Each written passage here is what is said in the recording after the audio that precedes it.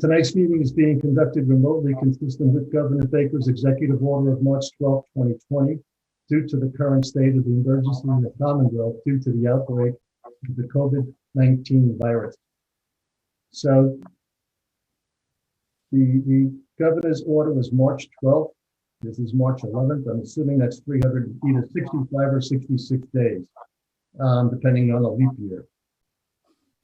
For this meeting, the Board of Selectmen is convened by Zoom as posted on the town's website.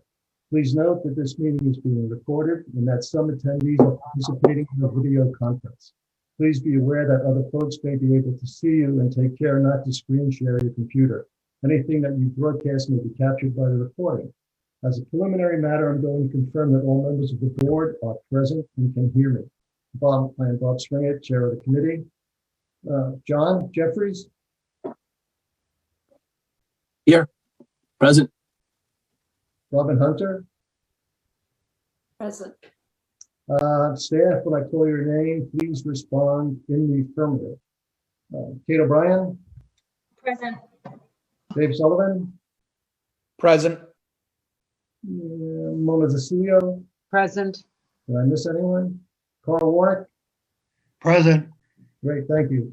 Anticipated speakers on the agenda, please respond in the affirmative. And as of now, I'm thinking it's Ron Myrick.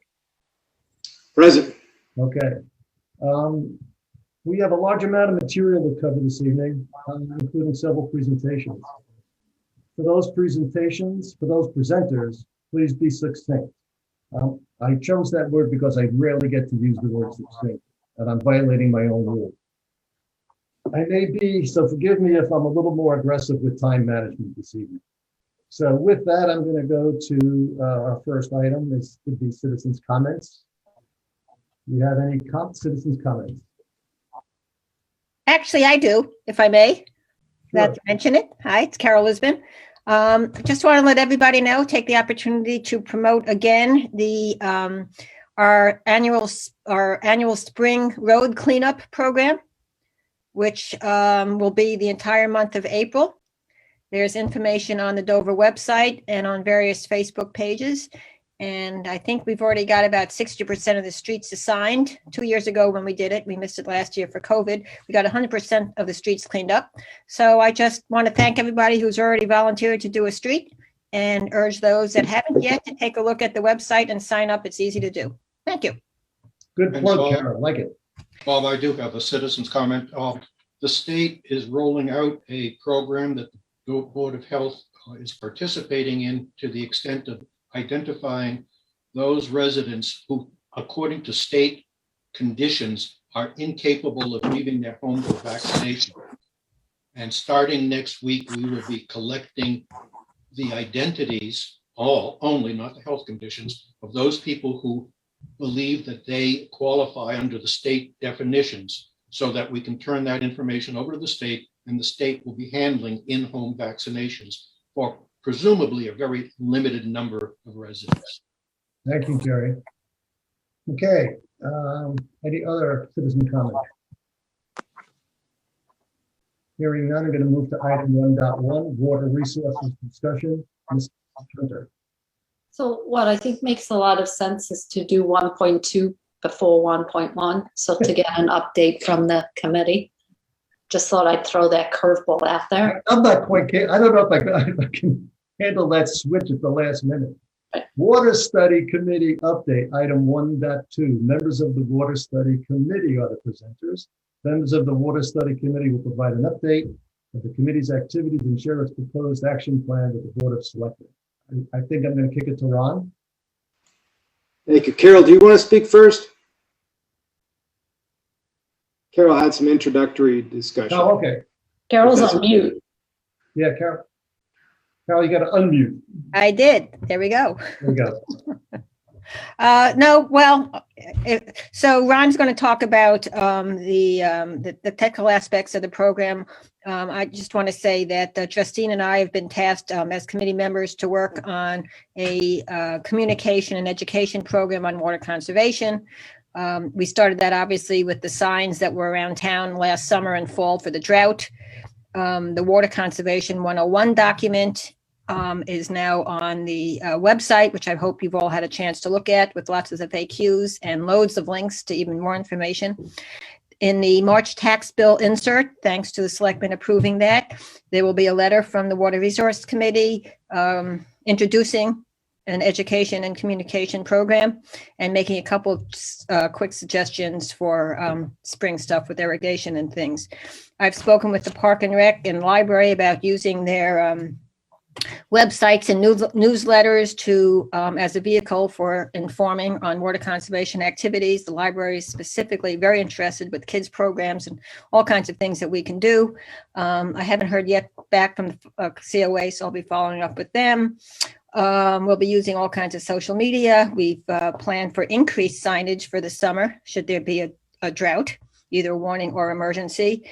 And the limit to the program is only, the program's only limited by lack of resources. And Not just as a mu- quick not- follow not- on, Robert and Carol, Quite done. Lack of resources, not money, manpower. Okay. as a quick follow on to the question of drought, yesterday, the state drought management task force, to which we are part, made a determination and will announce that already there is a so-called pre-drought condition with a drought condition in the western part of the state. And that's even before we get going this year. Thank you, Jerry. Ron, I think you're up. Thank you, sir. So I can share the presentation unless it will be done for me. Yep, I'm just gonna bring that up for you. Okay, wonderful. Thank you. Thank you for the opportunity to speak tonight.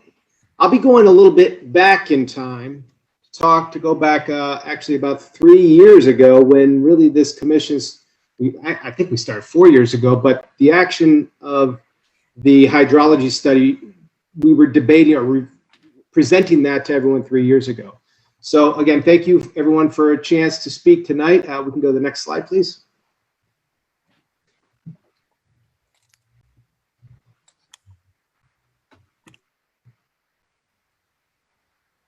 Okay, these are the members of the Water Resources Committee. You probably know most of them. Jerry, Justine, Carol, Greg, and myself. We've been doing this now, again, almost 4 years, I believe. And please go to the next slide. One of our early tasks was to engage in a hydrology study, and we presented the scope of that in the May 2018 meeting. It was approved for $150,000. We engaged Kleinfelder, an environmental consulting firm, to perform the hydrology study in 2019.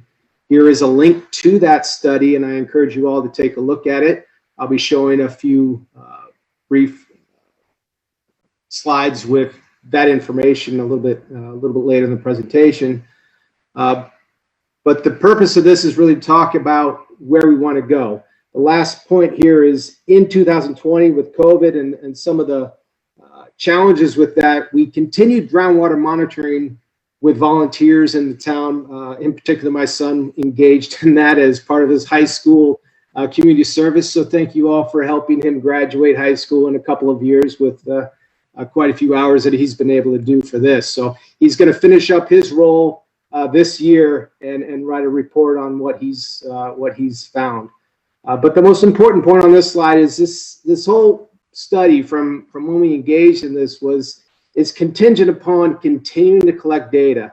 We had a snapshot look when we did this study in 2019, but it didn't tell the story. The story will come. It was the first chapter of many story of the rest of the story. So next slide, please.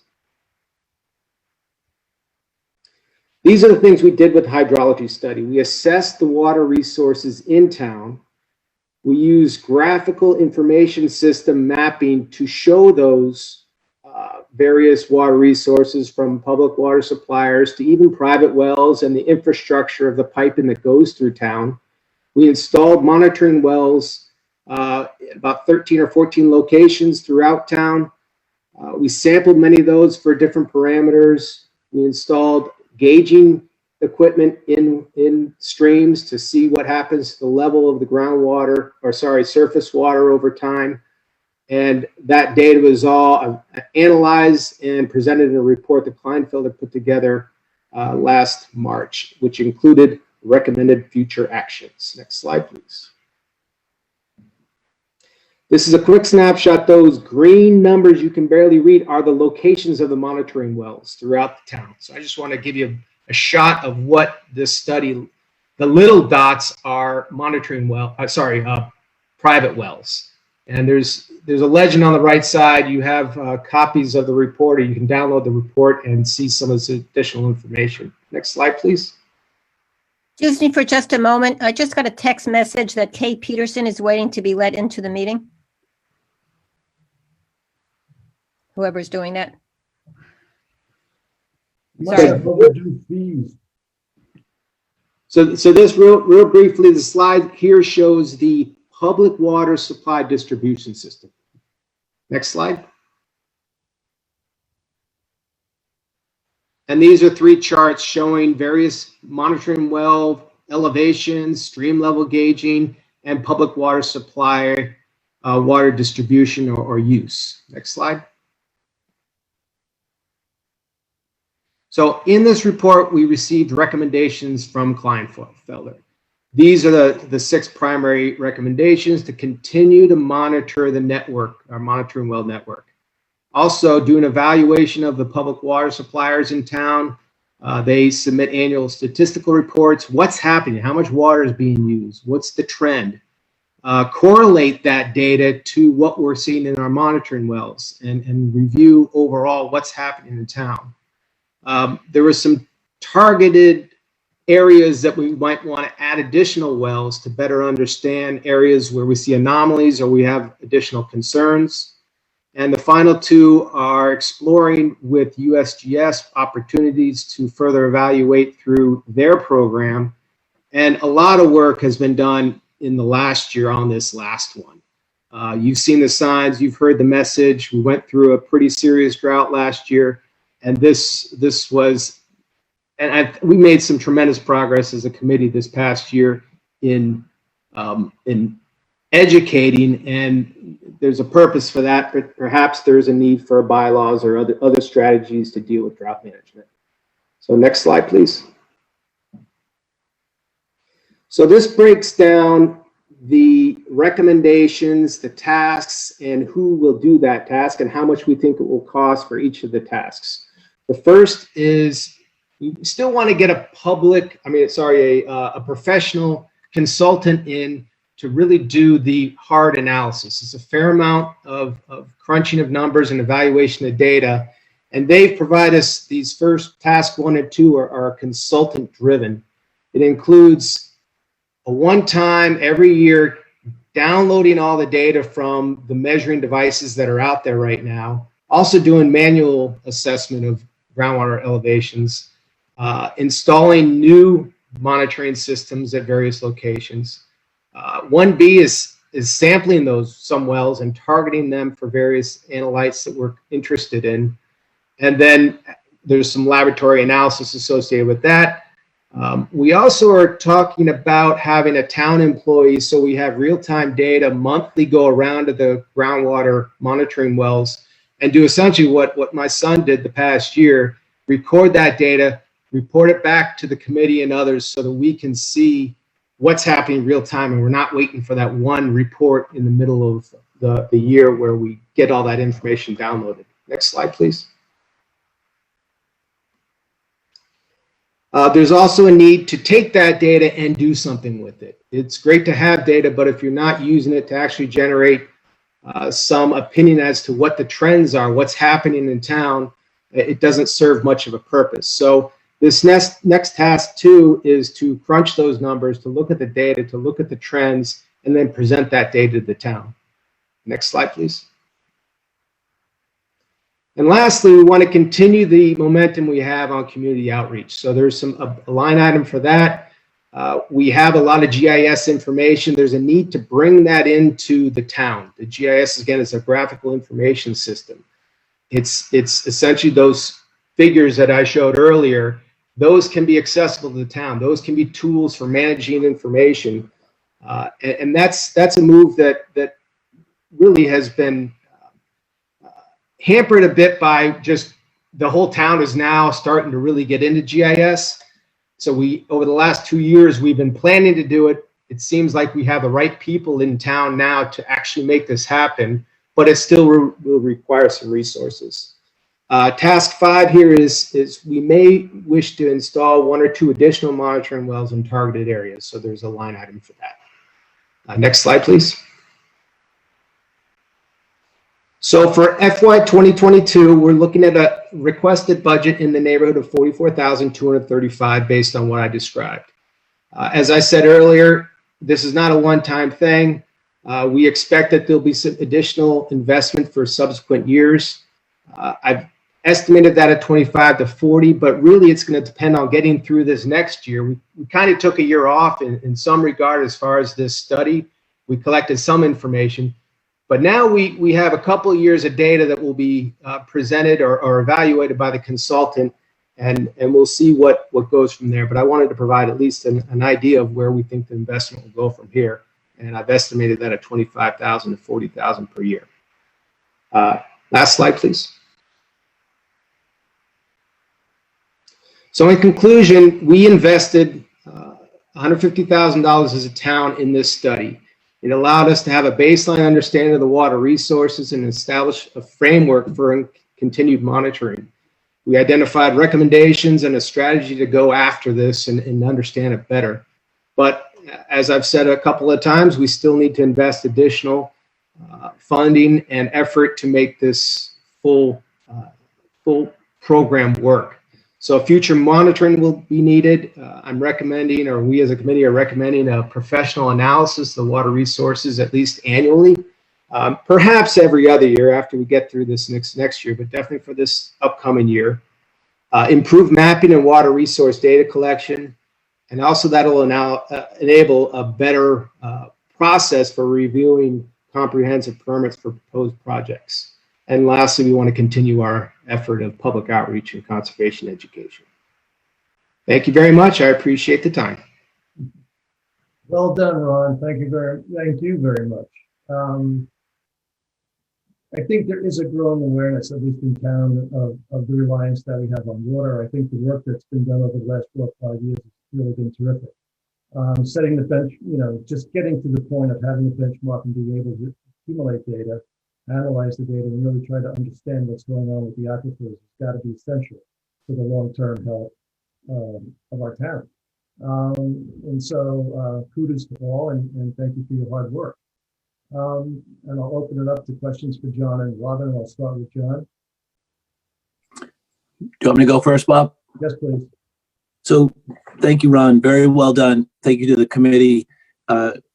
Really very succinct presentation, to use Bob's word. So Ron, just two quick questions. One, the correlate, in the notes just that I was taking from what you just said earlier, the correlation of the data, essentially what we're to the root of the ongoing process. Does the consultant do the correlation of the data? Number one, question number one, and obviously that would be an ongoing thing. And then question number two is, have you or did the Kleinfelder report in any way point to specific items that we, the town, can use as a way to generate this money, specifically with a building permit process or as a percentage of to have this ongoing funding done by changes or any type of contractual changes to a person's private well or any type of if a homeowner, for example, wanted to connect a irrigation type system, direct, I hate this word, but linkage from building permits and construction or renovation projects that the individual person that's using the water can see a direct relationship to funding this type of project. Well, this is an investment in the town for, in my opinion, and I think the opinion of the committee, to inform the residents and in some ways put the residents at ease. And if that's all we're doing, if the data, and I'm not answering your question because I don't know exactly how it will get paid for, and I don't remember a recommendation. I don't know if I'm answering your question.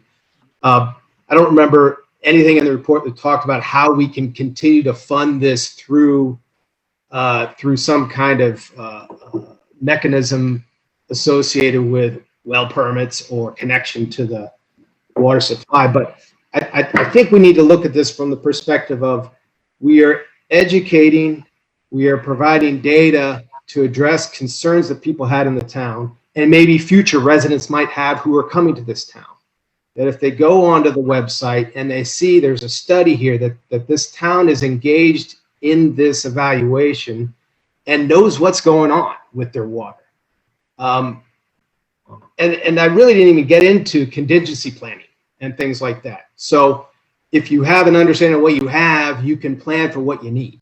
And this has been the purpose of this from the beginning, is to understand, all right, where are our resources? Where is the infrastructure? At some point in time, hopefully you can point on a well and get a depth and get on a location at someone's home. All these records are there that can go in the GIS. So there's just the ability to just manage all this information and make decisions based on it. So I don't remember your first question now. I apologize. May I? Carol, please. Since I handled the contract, I will say to you that no, that Kleinfelder is not in the business of doing what you've asked for, John. They are an engineering firm.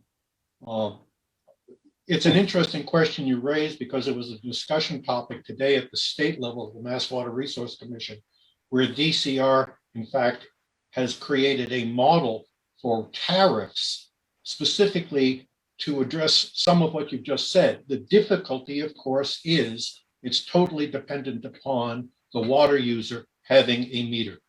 And that is only applicable to those who are connected to one of the public water supply companies.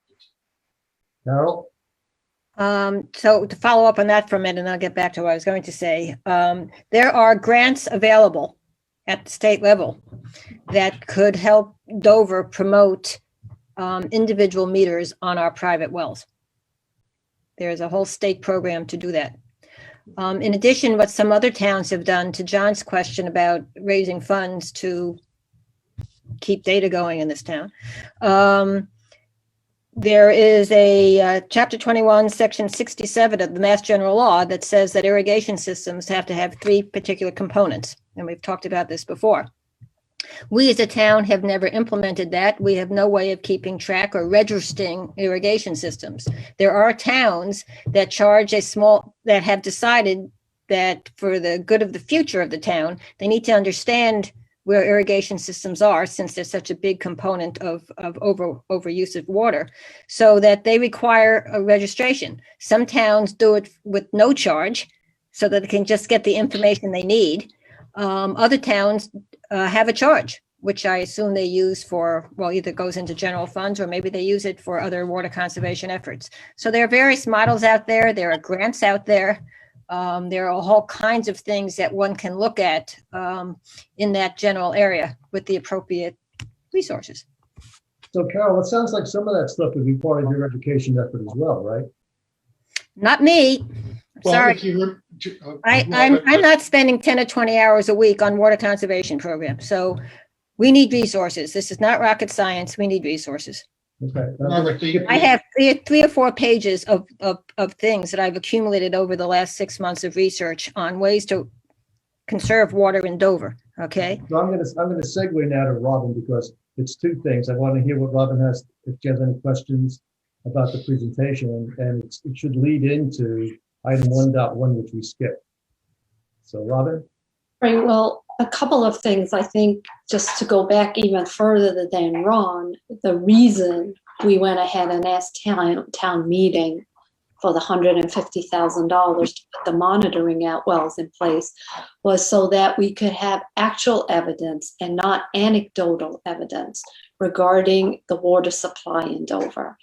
And, you know, at the time, anybody who thought this would be a one and done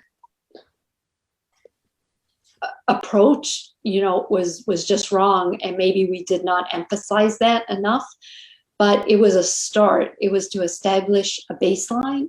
And as a town, we need to continue to monitor that baseline because, as we've discussed on numerous occasions, we only have one source of water, and that's our groundwater. And it's very important for us to know, not anecdotally, but with evidence, what is happening to that water supply as the climate changes and also as we have more development in town. So I completely support continuing with the effort started by the Water Resource Committee. And I really think that this is a commitment that the Board of Selectmen made to the town as well when we asked for that money. We have to seriously look at water, and that's my segue into 1.1. We need to understand what the supply is, what our options are. We need to have continued efforts with respect to water conservation. That's the low-hanging fruit, and the only way you can empower people to do things is by supplying them with information.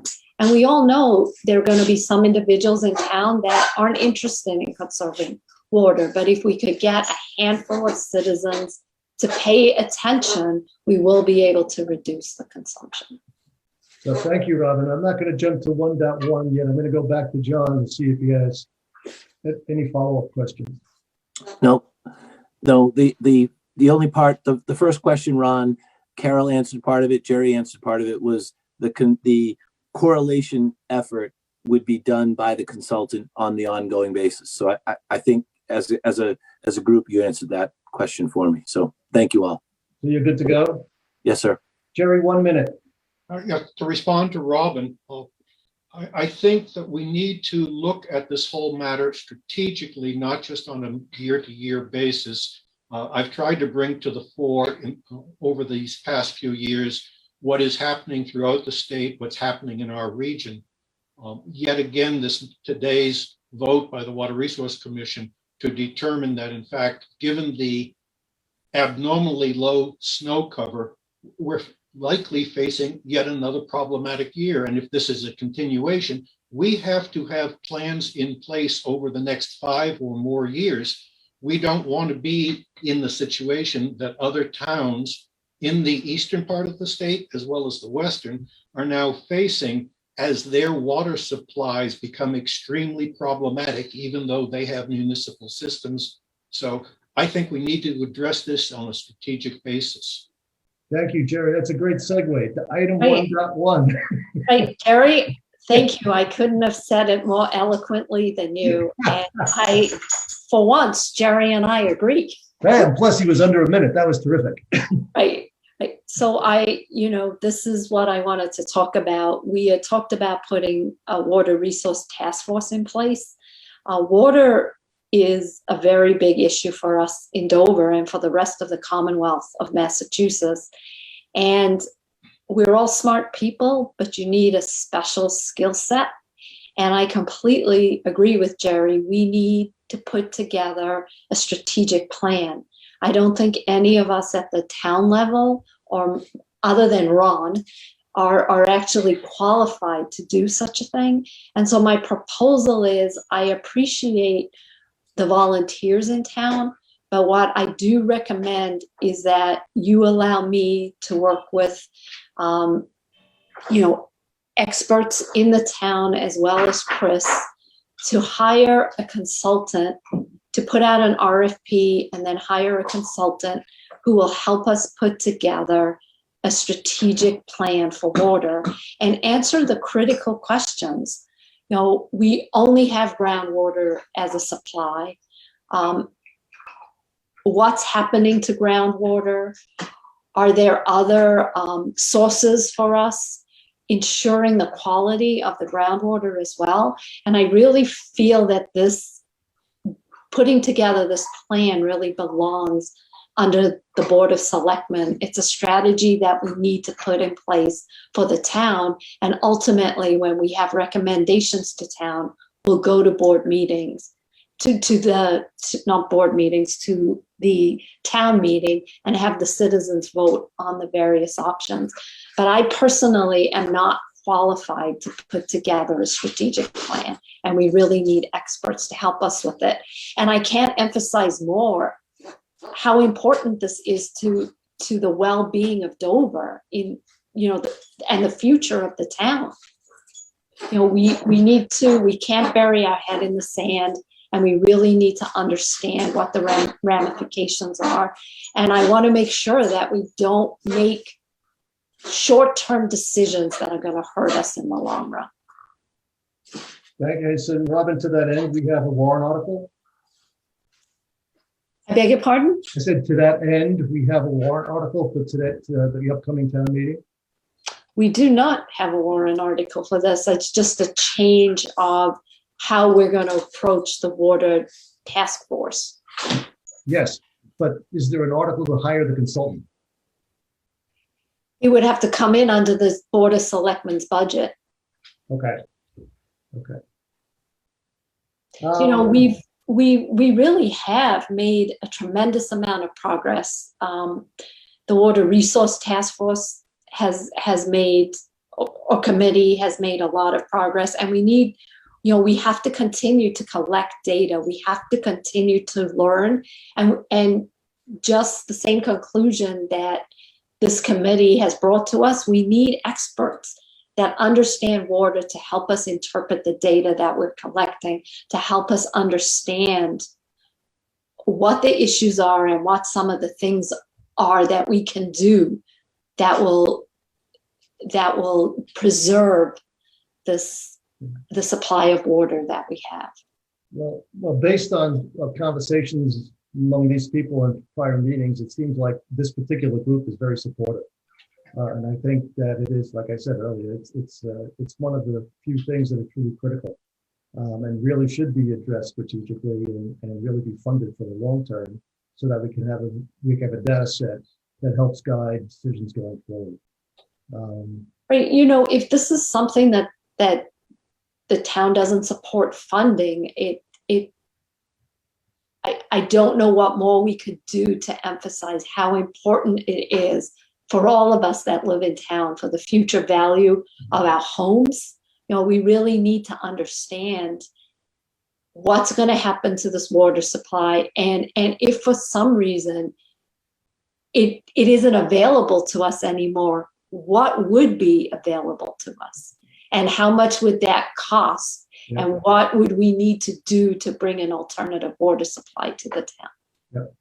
Well, I think that's going to be one heck of an undertaking. Right. And again, I have no qualifications other than to interview a couple of consultants. Well, you're pretty good at that. Right. I'm pretty good at beating them up on their pricing, but I don't take credit for anything else. Okay.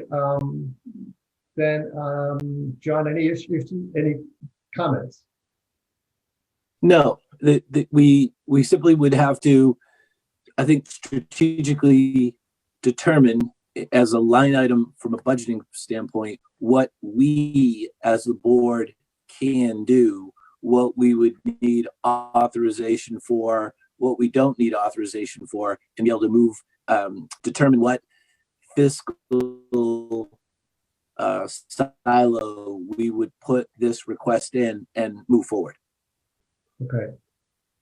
Well, with that, I'm going to wrap this phase up. Say thank you to the Water Resources Committee and to Ron and Carol for presentations, and Jerry for his insight. And I'm going to move to the next agenda item, which is item number 1.3, Community Center Building Committee Storage Discussion regarding 5 Whiting Road. The presenter is going to be Ford Spalding. He's the chair of the Community Center Building Committee. The summary is the Building Committee is recommending the use of town-owned 5 Whiting Road as an off-site storage facility for the renovated or new community center. And members of the committee will discuss space needs in the storage analysis completed by a building project architect, Bennett McCready. Ford, you're up. As he said, I'm Ford Spalding, chairing the Community Center Building Committee. We sent you a report. We could put it on. I'm not sure it's really necessary, but you have a report that basically says we have done an analysis of the storage capacity and what they're currently stored in the current building. We've talked to Park and Recreation, Council on Aging, General Building, Youth Sports, Childcare, Parent Organizations, theater groups. As you saw, we did an analysis of the current storage that's there. We've done a current analysis of what storage should be needed. Basically, in the current building, there's 5,000 square feet of storage.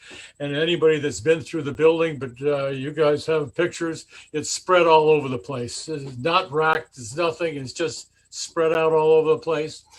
We feel that you really only need total storage in the building of about 3,500 square feet of storage. I will also say, as I looked at the storage, a dumpster could be a big help to some of the things in there. I'm not aware that we have a football program, but we sure have football uniforms and equipment.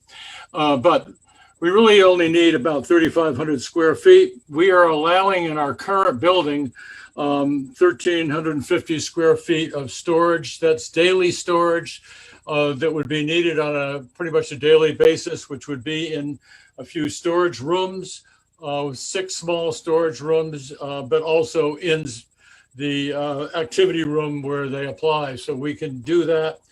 We feel we need an additional, so that's 1,350 square feet of storage that we're going to provide. We feel we need between 1,000 and 2,000 more square feet of storage. And we're asking, as you said, for Whiting Road to be considered to do that, because building storage in a building like ours at $400 per square foot is expensive. It also would mean that we would probably, given our budget and what we're looking at, have to reduce the size of some of the rooms if we are going to add 1,000, 2,000 more square feet of storage. That's sort of it in a nutshell. Whiting is we've seen Whiting. I've been over there 2 or 3 times in the last 6 months, I guess. I think it'd be a great opportunity for not only the Carroll Community Center, but also for other town bodies that might need more storage. Did I summarize that quick enough? And is it thorough enough? That was good, Ford. And I thank you for that. Actually, I had a question, but it flew out of my head. I guess I know what it was. So, go ahead. I can answer maybe. Go ahead. No, this is a soft one. One of the questions that we may get, or maybe even have had, was why is this covered in the SAO with the architects and the OPM? SAO is the statement of work. Would this fall under something the architects would take, or is it something that we should, as a town, do separately in terms of doing any feasibility work we need to do? Well, I think if I'm hearing you right, Whiting Road would be probably outside of the project. It would be part of a project that the selectmen wanted to pursue and fund. And I don't know what it would cost. Am I answering you? What it would cost to fix up the building? I believe Carl Warnick has an idea of what it would be. So you could probably ask him and you get a better answer than you'll get from me. That was a punt. You punted to Carl. Carl, do you have a clue? I'm good at that.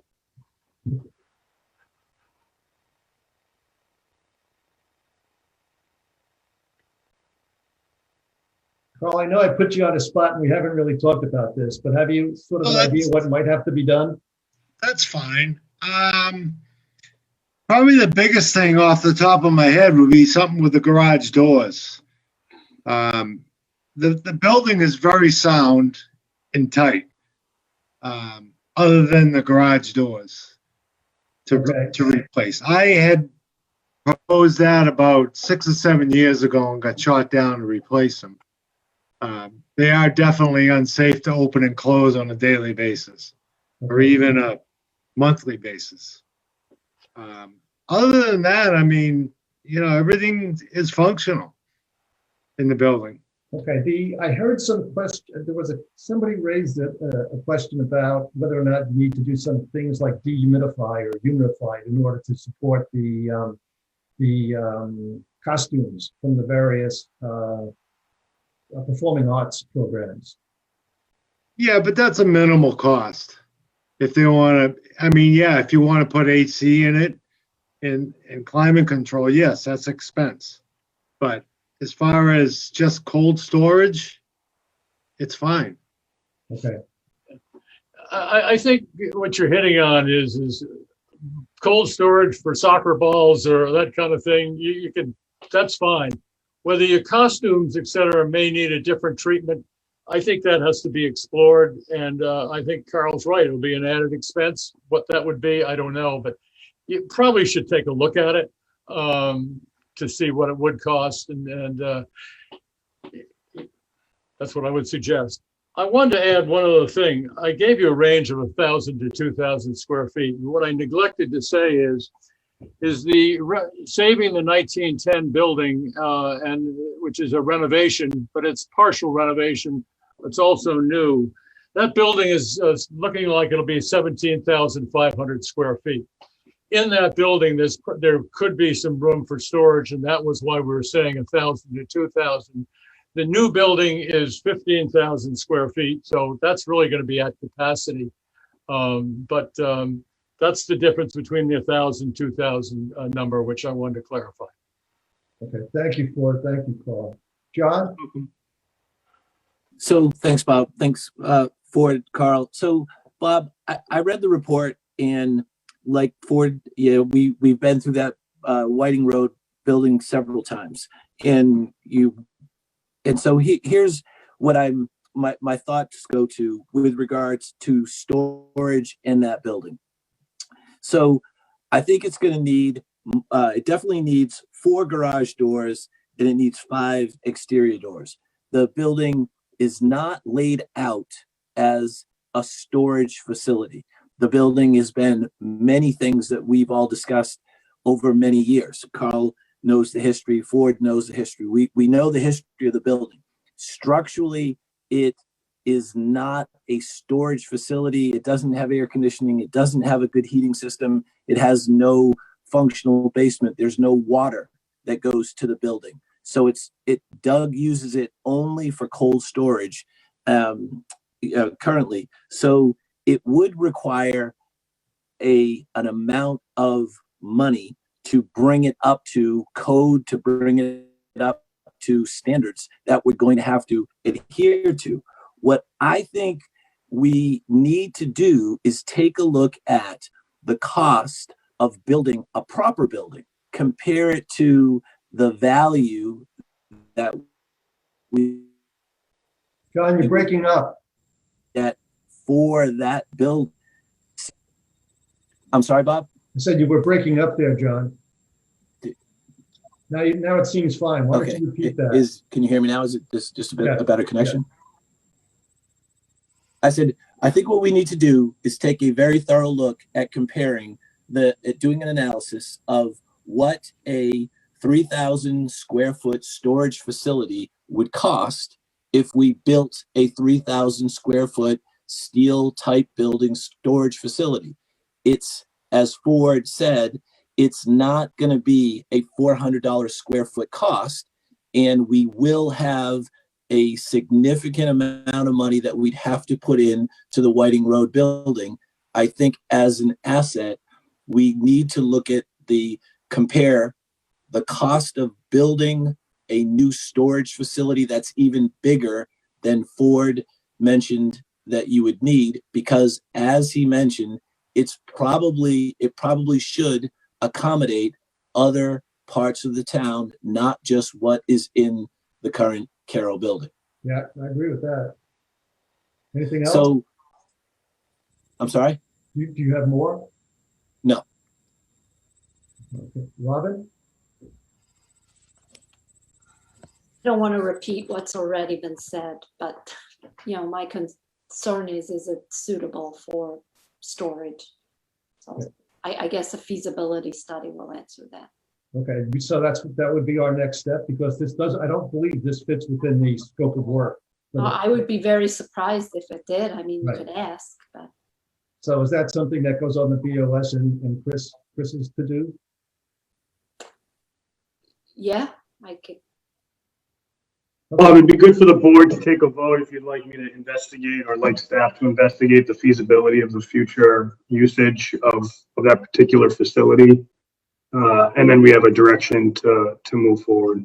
Okay, Chris. One question do you have a particular time that this needs to be decided by? Well, the answer is yes. We're hoping to have a town meeting on June 5. We have quite a laundry list of things that need to be done by June 5.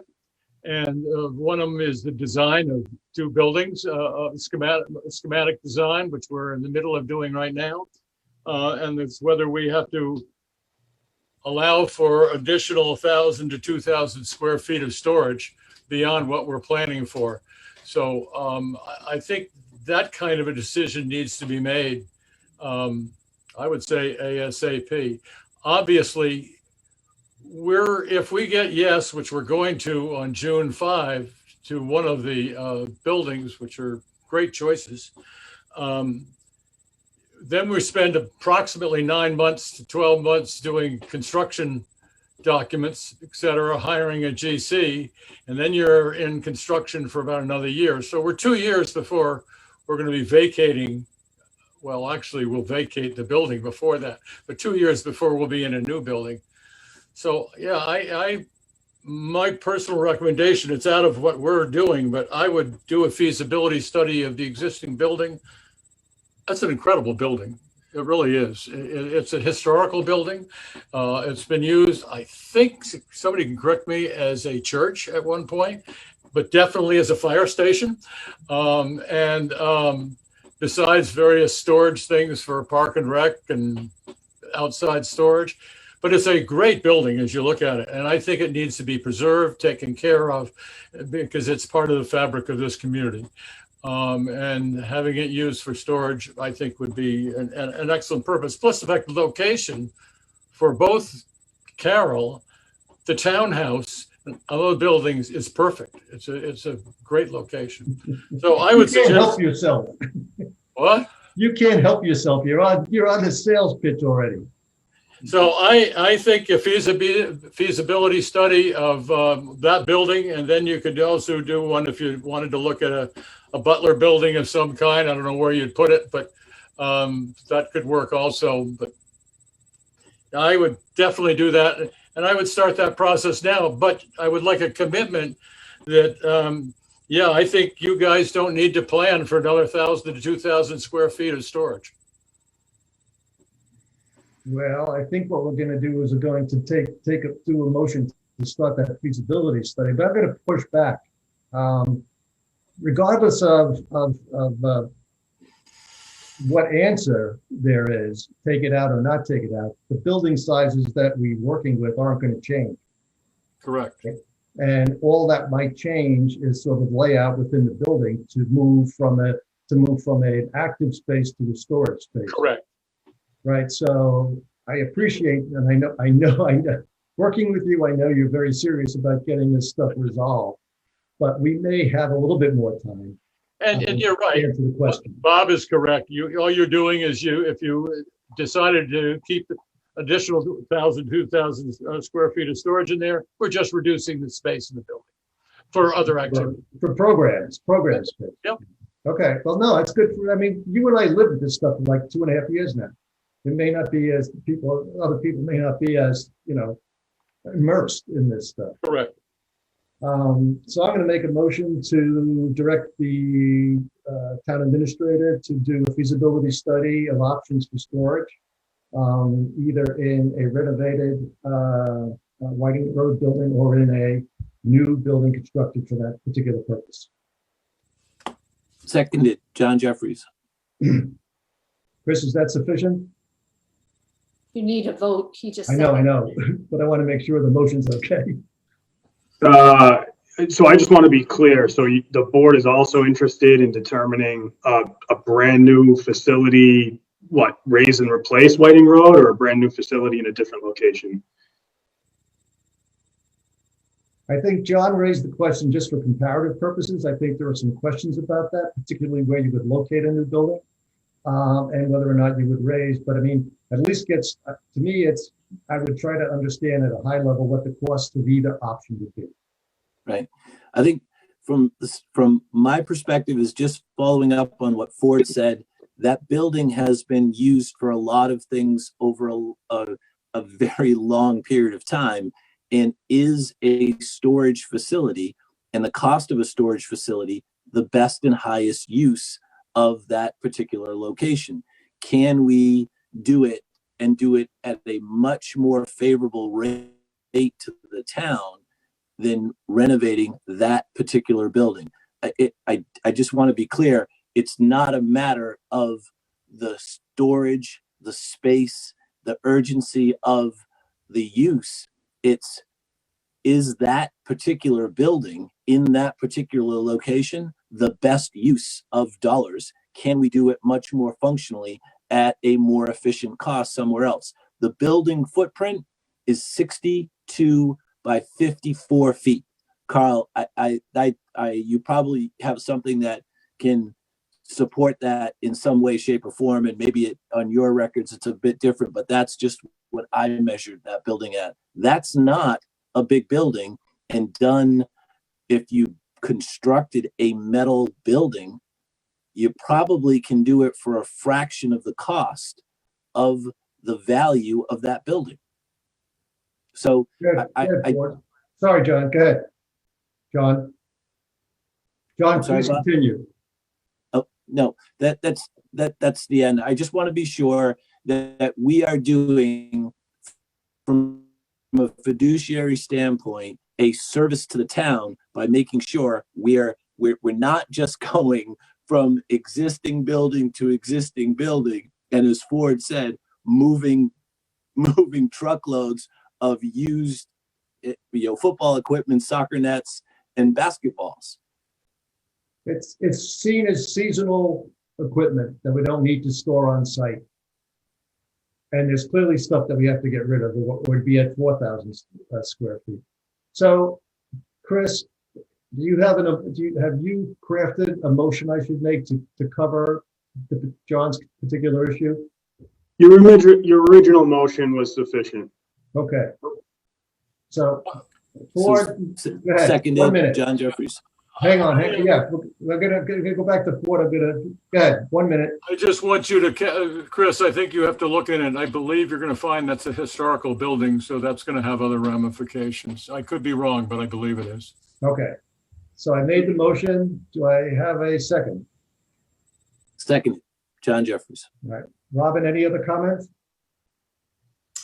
I view this as a two-step process. One, you look to see if Whiting Road can be used as a storage facility, number one. That's feasibility. And number two is, what needs to be done to it and how much would it cost? Okay. Okay, so those two things are covered in a sort of thing, and the only other option is to do a comparison. So again, does the motion cover the issues, Chris? Yes. Okay. So I have made a motion. We have a second. All in favor? Aye, Bob Springett. Aye, John Jeffries. Aye, Robin Hunter. Okay, so that's done. Thank you. I didn't think we'd have such a spirited discussion on that one. Item 1.4, Community Center Building Committee recommendation regarding special town meeting date. Presented Ford Spalding. Ford, go. Gee, I didn't know I was going to do that one. We're looking at a June 5 date with June 12 as a possible rain date, depending on where it's held or or default date. The reason why we're looking at June, we were looking at the fall. It's an escalation problem with building today. We're seeing escalating costs, particularly around steel and other things. We believe by moving it to June, we'll save between $200,000 and $400,000 in the project. We haven't done any cost estimating because we don't have schematics. We did a preliminary one about 30 days ago, which showed that we were over budget at that time, so we had to reduce the size of the buildings. We now are going to be getting probably the second or third week of April. We go out and we'll get 2 more cost estimations, 2 competing ones, which will give us a not to exceed number for town meeting. And so that's why the June 5, it's strictly a money issue, saving $200,000 to $400,000. Or it was also the original assumptions built into the timeline of work. Right, when we first started this process, people were going for a May town meeting. We were going through, we did look at a May, but then we looked at a fall because we weren't sure we're going to get the work done in time. But and we COVID. are trying to get rid of all hurdles so we can move it forward. And we are now back to meeting once a week. So the only thing I would add is I had a comment at one point about $200,000 to $400,000. The real issue here is Board and I and the building committee feel obligated to return to the town things that we said we would return to the town at the 2019 town meeting, and those were a renovate option and a new option, schematic design, and etc. For approval at the 2021 town meeting. As we rolled through time, we looked very hard at the guidelines on money for those projects, and even at this point, $200,000 to $400,000 affects the work that's being done. So it's not trivial. It is important. The other piece of this is, as the building committee and people who were employing to get the word out and to rally the troops to come to a town meeting. I mean, it's like any other campaign. You give them the date, they work their tails off to get the word out, to make the date. And if that date is moved, all that momentum and all that initiative, and it's serious stuff. I mean, I saw it at 2019. So it's pretty important to the building committee and the architects to hit the date. And I think it's ultimately important to the town, because the more you delay, you just don't know what the future will bring. And right now we seem to have a sweet spot. I don't want to jinx it, about a number of issues, including the cost of financing, that we should take maximum advantage of. And if I could just add, what we're moving towards over the next really 3 weeks is having schematics that we can show to the community in at least 2 community forums of what the building is going to look like, so we're working on that. So we'll have schematics for both a new and a renovated building. We had a meeting the other night on the HVAC sustainable energy issues, and we are moving ahead on that issue. We have to develop the site plan, which we hope to do in 2 weeks, present a site plan. CMAC is working on a management plan, including operational costs for the building. So they're doing that. The storage that we just mentioned, which is part of our key to our presentation in May and June. Cost estimates, we're going to have 2 cost estimates, which we hope to have done by the end of April. We've met with Chris Dwelly and we're already, and we're working on the debt financing plan, bonding issue. So we're starting to do that. All that's going to be part of a presentation to a town meeting. And we really are trying to get that done within a 3-week period. Thank you, Floyd. John, any questions? No. Comments? Nope. Robin? I have a number of comments. First of all, I don't know if you're looking for comments on this. Yes. I think, given we are in unprecedented times right now, the vaccine rollout isn't going particularly well. As much as we would all like COVID to be over. It isn't. There's no clear-cut guidance. I understand, we are having or proposing to have a meeting outdoors, which definitely is safer for citizens. My concern is, how are we going to make presentations? I don't believe you can use screens. A lot of people, you've had a lot of people visit or attend your meetings, but I think a very effective way to communicate to a large group is to have a presentation that you could share, especially with visual. And I just don't see how you're going to do that outside. I also don't know how comfortable people are going to be attending a meeting. There is, the level of comfort is a very personal thing. And I still see a lot of fear.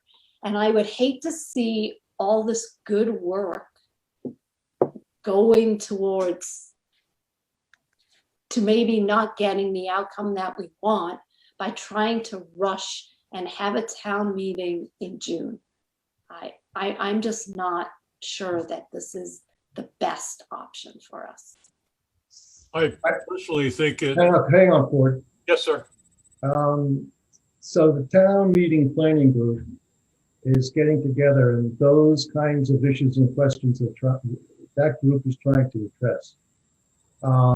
So I, as a collective, we share those concerns, and obviously, and I'll give you my personal view, and I'll give you Ford's personal view. Neither of us would want to have a special town meeting and have a very, very small number of people make a decision on what kind of building we should build and how much money we should spend. So we haven't come to a conclusion on how we would resolve that, but it is an active discussion. The second thing that we said is all along from the town meeting prep side is we're planning for normalcy. And we're going to be very, very agile because, as I've said numerous times, the virus never surprises on the good side, only on the bad side. So we're going to plan and, just like last year, last year, I mean, if circumstances have changed that we think that the risk is too high, then we can postpone the meeting. Well, I think it's short-sighted just to focus on the risk. It's about how are you going to deliver the information that you need to deliver to all the people that are going to attend town meeting. So, certainly I do not want to minimize the risk of COVID, but there are a lot of other issues that, we need to consider. This is a very, very important issue for this town. We have one bite at the apple. You guys have made, and this committee has made, a tremendous amount of progress. And I just hate to see all of that result in a negative outcome because not enough people could attend the meeting, and whoever came to town meeting was only representative of one side or the other.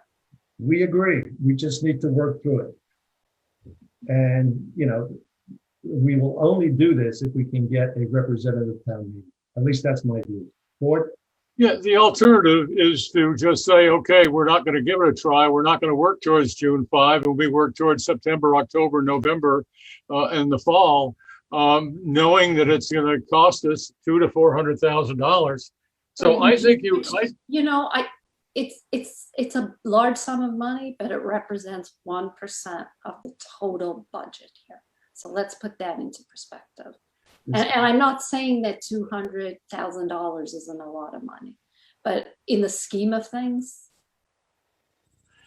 Right, well, we still have, we had a similar discussion in 2019. And it's really a judgment call, but I think we still have work to do. Yeah. We hear you. Yeah, we're just going to work towards it. If it doesn't happen, it doesn't happen. We'll do it in the fall or we'll do it in the winter.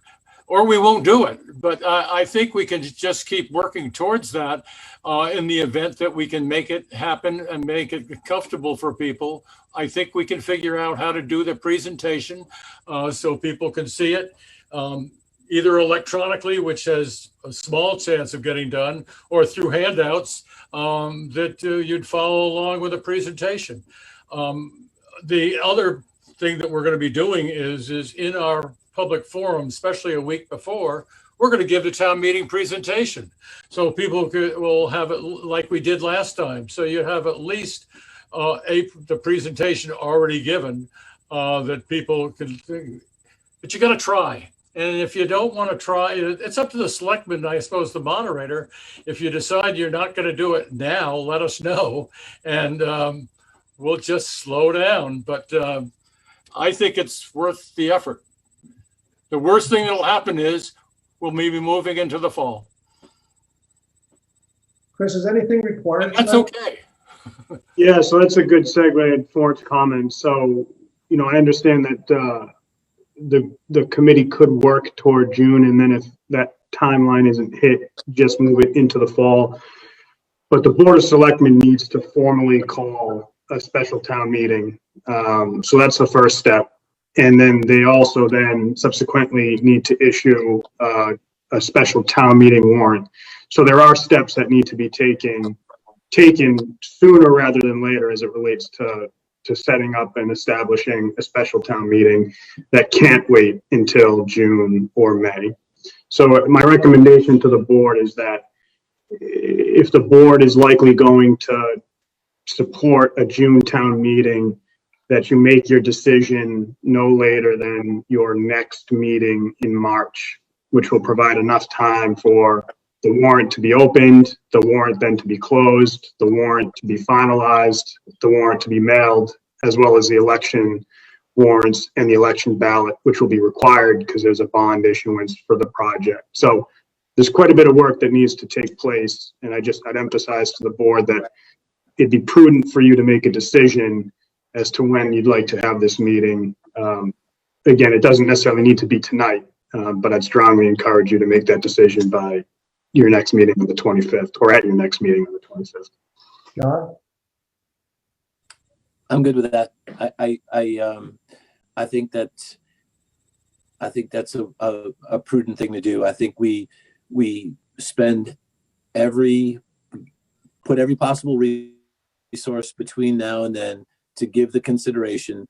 I think everybody is saying the same thing. Our intent was painfully clear last year when we were approaching town meeting. Everything that Robin said is accurate. We want to be able to give, by the way, do I have to have a caveat when I say everything that Robin said was accurate? And I support everything that Robin said. I think it is clearly represents our intent as a board to do it, to give every one of our citizens the best opportunity to be a part of what we're doing and to do it safely and to do it appropriately. So Yeah, I think agree. we there's do no just that. disagreement with any of that. The question is, Chris, if we vote, either whether tonight or on the 25th, to have a town meeting on June 5th with a fallback date of June 12th, that could be rescinded. You just need to go ahead, right? Right. If the plan doesn't work out, COVID is rampant, or the British version of COVID is rampant, or the South African version, I mean, we can defer. Right. But Correct. you need to vote in order to move to do the process steps. Yes, but I mean, there is a lot of work though, in terms of public engagement and public communication as it relates to opening the warrant to give people an opportunity. I mean, citizens have an opportunity to submit citizen petitions. There's a time frame in which legally they're allowed to submit citizen petitions. So we need to be cognizant of that. So there's a lot of communication with the public. So I guess all I'd say is that if you're going to set a meeting date, you should set a meeting date with all intentions of meeting that meeting date. Okay, and the committee's preference, board? Well, I think, as I stated, I think you shoot for June 5, and if you can't do it for a variety of very good reasons, then we move it to the fall or whenever the town is ready to do it. But the committee can be ready by the 1st of May, part of May, we can be ready for a town meeting. And we will be out communicating that communicating our information to the community. I fully understand. We've just went through a year of all kinds of things being canceled for all kinds of very good reasons.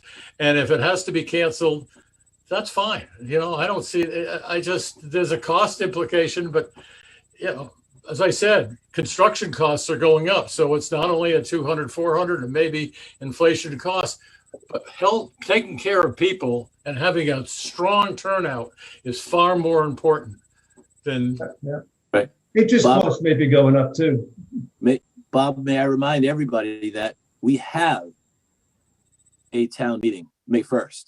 So prior to Ford's meeting, we are going to have a lot. We are going to be able to see firsthand how well we did with our current existing planned, communicated on the books town meeting.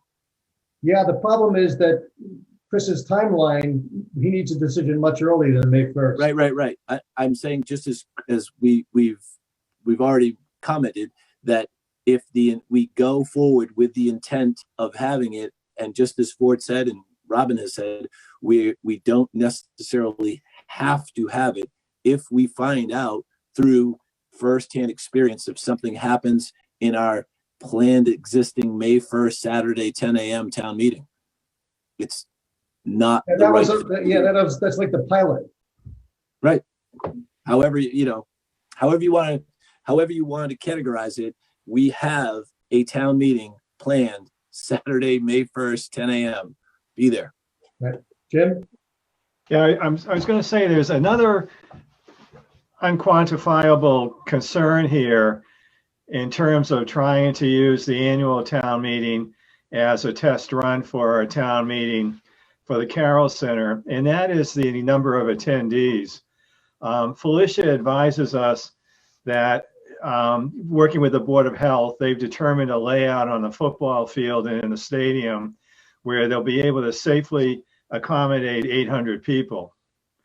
And one of the things that the committee that Bob referred to on town meeting has been wrestling with is what kind of turnout can we expect for the Carroll Center town meeting?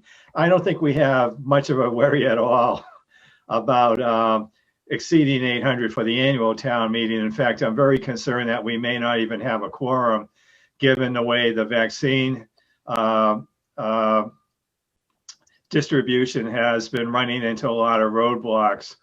But it is quite possible, given the all the work that you've done, all the communication you've done, and the size of the expenditure, that we could have a very large crowd. I'm thinking back to the rail trail where we had 1,200 people. And, the problem is that we just don't know how many people would turn out. And Ford and Bob both, and John and Robin, all of you hit the nail on the head. The real concern is safety here.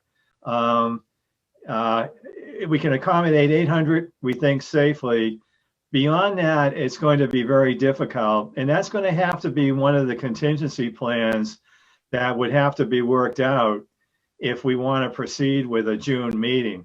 And it's always difficult, as you know, to plan with something that you can't quantify. The fail-safe approach would frankly be to wait until September to have a town meeting then, because it's very likely that a much higher percentage of the population would have been vaccinated, particularly given the recent rollouts of the new vaccine. And we would have, so at least we would have removed one of the unknowns. We would know that a large percentage of the population has been vaccinated. We still wouldn't know what the turnout was going to be, but with a higher percentage vaccination, it might be that the Board of Health and Felicia would be able to determine a safe layout that could accommodate up to 1,200 people. So that's the other wild card I just wanted to throw out to you. The committee that Bob referred to is working with it, but at the end of the day, since we're working with a lack of data, of really reliable data about what we can expect, we're going to be shooting in the dark on this. And again, in my view, the fail-safe would be to push it till September, but it's just my view. Thanks, Jim. So we're gonna, I think anybody, John, any follow-up? Robin, any follow-up? Okay, then we're gonna move this. I'm gonna move off 1.4 and I'm gonna move to 1.5 and 1.5 is capital stabilization fund discussion and potential vote. And I'd like to, I don't know if it's defer or this particular item to a future date. When I asked Chris to put this on the agenda for tonight, I had failed to note that the open hearing was on Monday. And if I remember, and I was thinking about this, and I sort of remember that the game plan for the cap stabilization fund was to preview this with the capital budget committee, which I understand has been done, and then to preview this with the warrant committee, which will be done on Monday at the open hearing. And so I think it's wise if we drop this for tonight and move and get our presentation post the open hearing, because I don't think we as a board should sort of prejudice anybody's opinion or vote by having discussion here tonight. So discussion, but I would move to, I don't know what the right word is, but I would move to sort of move this off the agenda to the 25th. I would just like to comment, the presentation that I included started out with a much longer presentation. I have had numerous conversations with Warrant. As a matter of fact, some of the members of the Warrant Committee were part of the small working group that studied cash reserves and stabilization funds and helped us formulate the overall approach that the selectmen wanted to take. The presentation that I included tonight reflects comments that I received and feedback I got from Warrant. I did spend a lot of time with capital budget. We did review the presentation, and the capital budget's feedback is reflected in the 4 slides that are part of the meeting material. Capital budgets did vote unanimously to approve a capital stabilization fund. Okay. John? I don't have any comment either way, and I think it's just a matter of, as you said, Bob, if it's your view that we don't prejudice what Warrant wants to do in terms of the presentation on Monday night, and Robin, is it your view that won't be a factor? I just wanted to let anybody who is watching and the other selectmen know that we have spent quite a bit of time on this, and there has been conversations. And the input of those conversations and the feedback from those conversations is reflected in the presentation as has been made today. I don't have an issue not discussing this evening. I think it makes sense for us to present it at the open hearing and see what kind of feedback we get. But I just wanted everybody to know that there have been many conversations regarding this over the year. So. I agree, Robin. I think I have no problem, Bob, with exactly what Robin said. We can defer it until after the hearing on Monday. Okay, Chris, am I using the right words? if there's general agreement from the board, which there is, to withdraw this agenda item, you don't need an official motion since, by default, there's agreement. Okay, so we're done? Gordon, may I speak?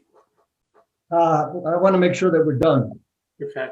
And because of the length of the meeting, Gordon, we're going to move on. Okay.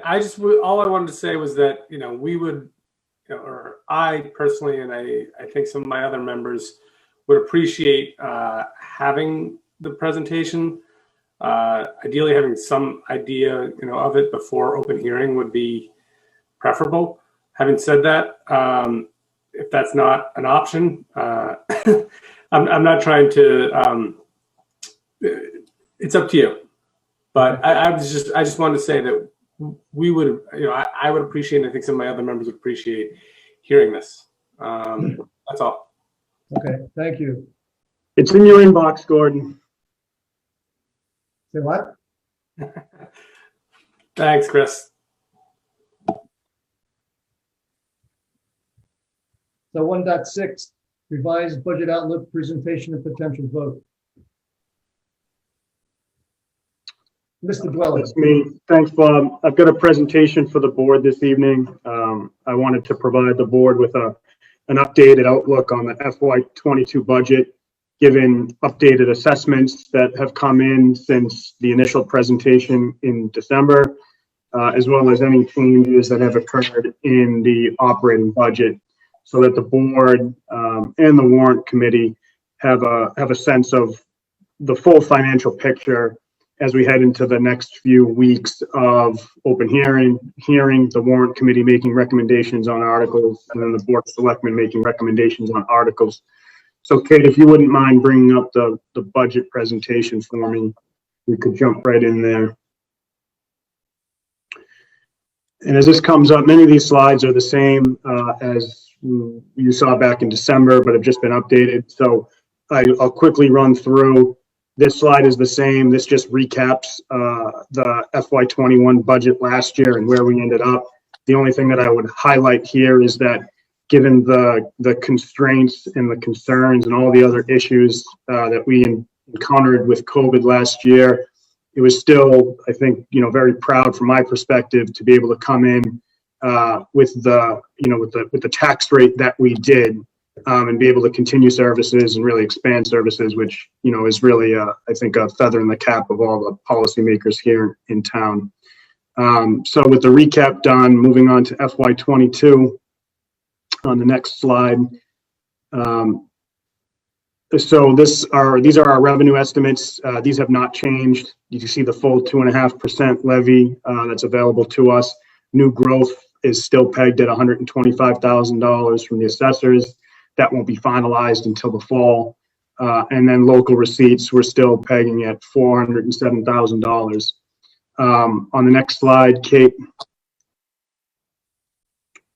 I just wanted to provide everyone with an expenditures at a glance. This is the same information where it's broken down in your major cost increases that are recurring each year, like your school assessment, personnel increases, as well as insurance, property liability, and health. And then on the right side, new cost increases as it relates to new requests this year. The two things that I would highlight here that are also highlighted in the next slide is the decrease in the schools assessments for FY22, which is really great news, and then a decrease in the planning board's proposed operating budget, given the new hire of our land use director, which resulted in a decrease in the need for professional services monies that was being carried in their operating budget. And there's a little bit more detail on the next slide, Kate, if you want to jump to that. And this is where I wanted to highlight for the board the actual change that have occurred since December. All in all, very good things in that our assessments have actually gone down from what we had projected, which obviously reduces the amount of money that we actually need to raise. So the health insurance line, I'll talk in a little bit more detail in the next slide, but that has actually dropped by about $300,000 as I've got listed here based on the rates that have come in from our health insurance group. They came in at 4% this year. We were paying a higher percentage for that. Our retirement assessment came in much lower than we anticipated, which is a really great thing. So that change from our budget was $200,000. The Dover-Sherburne Regional Schools, the latest estimate that I've received from them a few weeks ago is the number you see here, a reduction in $400,000, again, from what we had initially budgeted. I'd call to your attention the year-over-year increase in the middle of the column, which actually reflects where the current proposed amount for FY22 is versus what the actual amount was for the prior year. That's the actual difference that you will see. And then Chickering voted on the budget that you see here, which was $42,000 lower than what we had originally estimated going into the budget process this year, or $3,000 less than the actual assessment that was budgeted for last year. So again, all the good direction that you want to see your assessments at this point in time in the year. Departmental changes, there's only one that we've received that has gone through the town's budgeting system. And again, that's the planning board. Their budget has decreased by about $20,000, again, as a result of decreasing the professional services line due to the hiring of our new staff member there. And then state aid, I didn't include this up in the revenue slide. It is a revenue. But I did just want to highlight for everyone that the governor had finally set state aid numbers this year, a little later than he usually does. But it's in a positive direction. It's a small increase year over year, but there were some concerns from many throughout the Commonwealth that would actually see a reduction in state aid. But the state revenue, state receipts are all coming in positively, which translates to a good state aid number for communities, Dover included. So that's good news as well. Kate, on the next slide. So for the health insurance line, one of the things I'm recommending to the board this evening and that I proposed to you is that the difference that we realized in what we originally budgeted for in our health insurance line and where we are actually going to land, I'm recommending that rather than just reducing that number, that the town use that money to fully fund its OPEB liability, which is scheduled to retire in 2026. It may be difficult to see it, but I've included a page from our actuarial study that's highlighted down here that is the town's what's referred to as the annual required contribution, which is essentially the amount of money that communities should pay to exhaust their existing unfunded liabilities and the future obligations for active employees. A lot of communities are sitting on a massive unfunded liability as it relates to OPEB. But Dover has done a really great job over the past, I think it's been a decade, in really bringing this liability down. And we've got an opportunity to fully exhaust that this year. If you choose not to, it'll be exhausted out in a few more years. But I figured since we've got the money available to us and we're seeing some favorable returns on revenue and expenses, that this would be a good opportunity for the board to just exhaust this liability at this point and then shift its focus toward the regional OPEB plan that it had presented to the community in the 2009 town meeting. So there's nothing that the board needs to do this evening. Before we finalize budget and articles, I just need to know if you'd prefer to go another way. So that's health insurance. And then on the next slide is just a quick summary.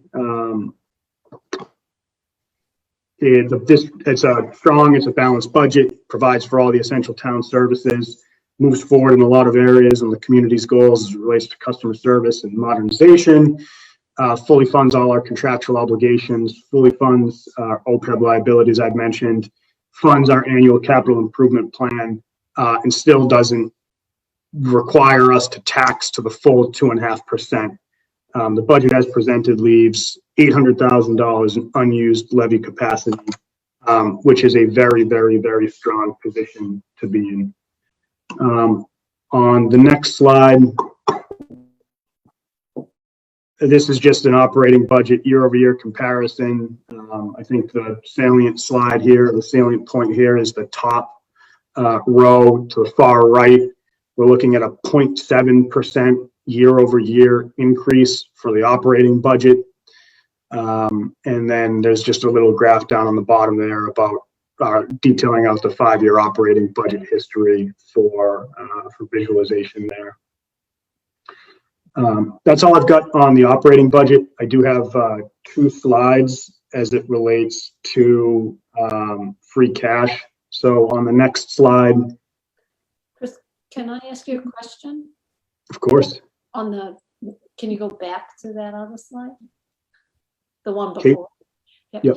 So do you know, just the one with the bar graph, do you know how we're tracking actuals versus what we appropriated for last year? In terms of the actual spend versus the budget? Yeah. Yeah, so we should have an updated Q3 report in the next week or so. Okay. But when I last looked at it at the halfway point midway through the year, we were pretty close, dead on at 50%. Right, because I was wondering how much of an impact COVID had on the actual spend. Because I know from my company, we have seen certain line items dramatically lower than where they were in other years, like travel, conferences, those things. Yeah, we don't, most of our budget's made up of, people costs, as everyone knows, and people are still here. So. And the building's still open, which is different. Yeah. Right. Yeah. So Kit, if you want to jump back down to the free cash, I just wanted to highlight, this ties back into an earlier conversation that Robin had and the Water Resources Committee had. I have plugged in $100,000 in free cash to request the funding of the long-term water resources assessment that was discussed earlier this evening. The reason why it's free cash are the bullet points that are highlighted below. These are some best budgeting and financial practices that we've incorporated over the last 2 years. And that's to make sure that we are using our free cash to only fund, essentially one-time engagements and not fund one-time engagements with the tax levy, which is, again, you're putting a one-time project, a non-recurring project, unnecessarily on the tax levy. And if you've got free cash, it's a better funding source, a more prudent funding source for those type of efforts. So I think I will, and the last slide that I have that I'll just mention to the board, I know there'll be a lot of discussion at open hearing and at upcoming meetings with the Warrant Committee and the Board of Selectmen, but I have included free cash to reduce the tax rate on the article. That is Article 23 or 24 this year. As a reminder, the town's policy is to use free cash each year generated from the school's special education circuit breaker reimbursement to give that back to the town. That has come in at the number that you see there, $1.1 million. I'm also suggesting to the board that in your multi-year financial reserve strategy that was presented to town meeting in 2019, that there'd be an additional $500,000 that would go to reduce the tax rate. So that's a total of $1.6 million. But again, that's for the board to determine and to deliberate on at a future meeting. As we're at the end of the presentation, one of the things I just wanted to highlight here is that if the budget as presented this evening, along with these other free cash items, all passes at town meeting, the estimated, and I just want to emphasize estimated tax rate would be 12.76 per thousand evaluation, which would be a reduction over this year's tax rate, which is a good thing.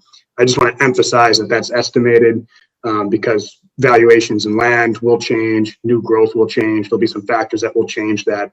But to just get a general sense of where we're at as it relates to as our budget's presented, I think is usually a good thing to be able to present and to be able to show. The other piece that I just end on is that the town is anticipating that, or we're projecting that our certified free cash number, once it's in April, will be approximately $10 million. And if we use the free cash as presented here, and then I know the board didn't talk about the capital stabilization fund, but there's a component of the capital stabilization fund that would use free cash. The town's free cash balance would end out at $5.8 million. So that's all I have for the revised budget outlook presentation. And I look forward to the board finalizing and making its recommendations at, I think it's the next meeting. So happy to answer any questions and also happy to move along if there aren't any. John,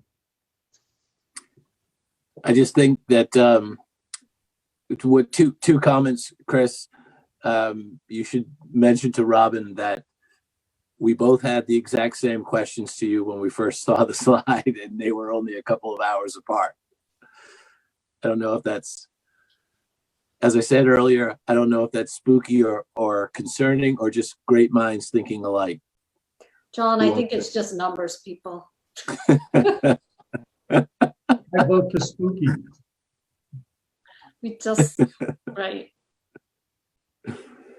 So, no, thank you, Chris. I just think it is a testament to very prudent, sound, and the efficiency of the way that we've approached the budget these past many years, and how this could have been, as you pointed out, in other towns, a devastating effect on the town's budgets and the town's cash positions. So I just think that this speaks volumes to the fiscal management and the guidelines and adhering to the guidelines that we've established over these past several years. That's it for me, Bob. Robin, you good? Sorry, you might have a kid yelling in the background. I apologize. Chris, I missed that last bit of your presentation. Like the last like 2 sentences you had. I wonder if you could repeat that for me. Sorry. Yeah, so I think it was just centered around our free cash number, and my emphasis was that the budget as presented and the proposed usage of free cash, including some free cash that would go toward the capital stabilization proposal, which wasn't discussed this evening, would close out the town's free cash balance to be around $5.8 million. We're estimating that our FY20 certified rate will come in around 10, and that's where we get that number. Okay. And then just to clarify what Robin had asked about, we're not looking at like extensive turnbacks this year to grow free cash again. No, so I sent the turnbacks. We're not anticipating a lot of turnbacks for the current year that we're in for FY21. That was, Robin's question. And at the mid-year point, we were pretty much right on target. There wasn't anything, really low or maybe even worse, really high over. So we're right on target there. And for FY20, our turnbacks came in around the 2% range, which is exactly where you want to be. The DOR and the GFOA best practices are between actually 3 and 5% free cash generated each year. So 2% for the turnbacks is good, strong budgeting.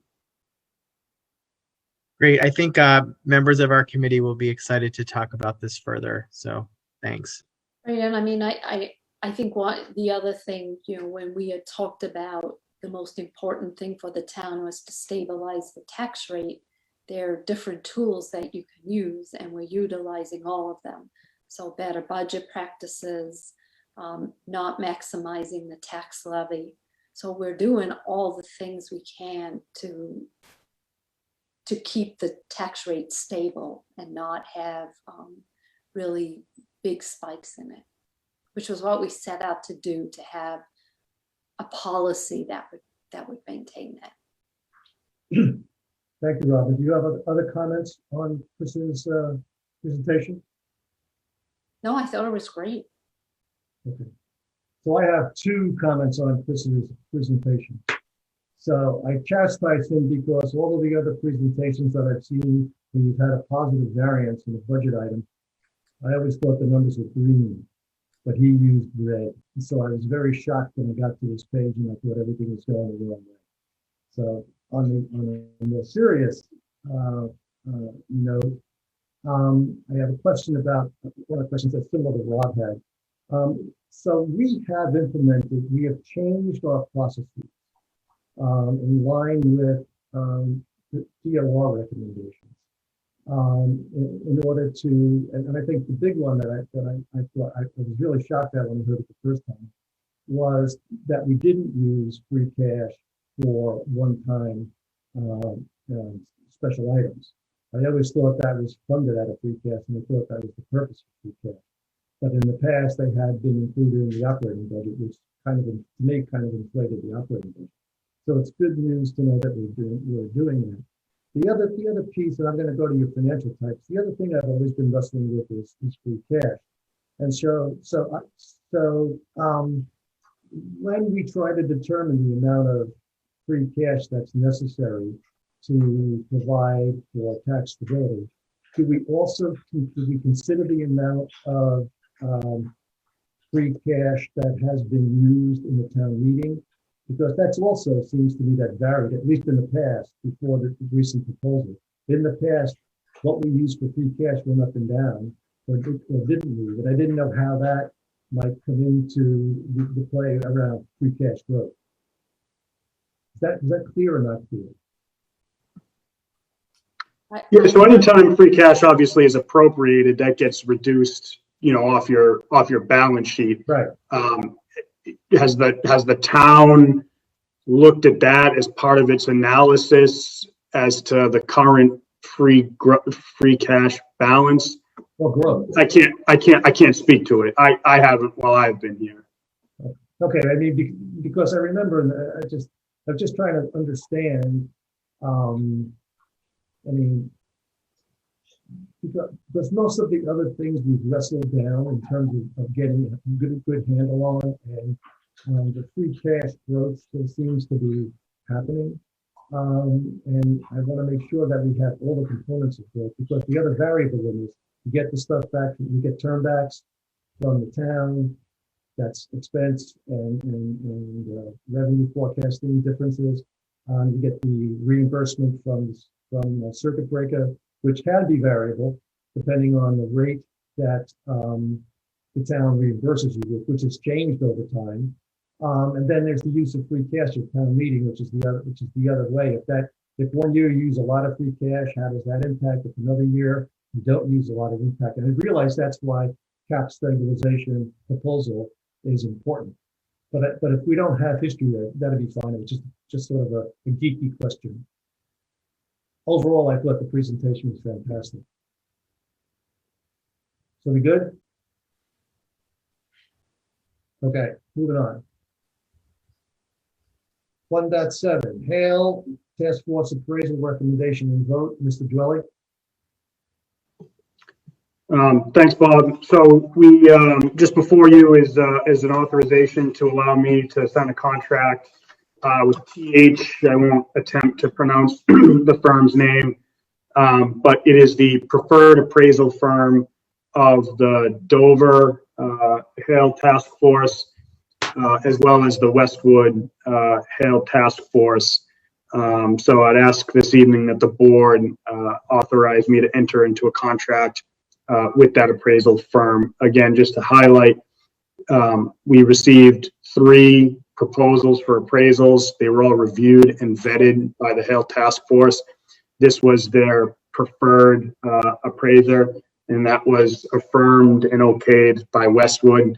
As we've talked about, it was important for us to partner with Westwood on this appraisal for 2 fronts. One, so that we could split the cost of it, which we are. And the second is to make sure that we had data for the entire property.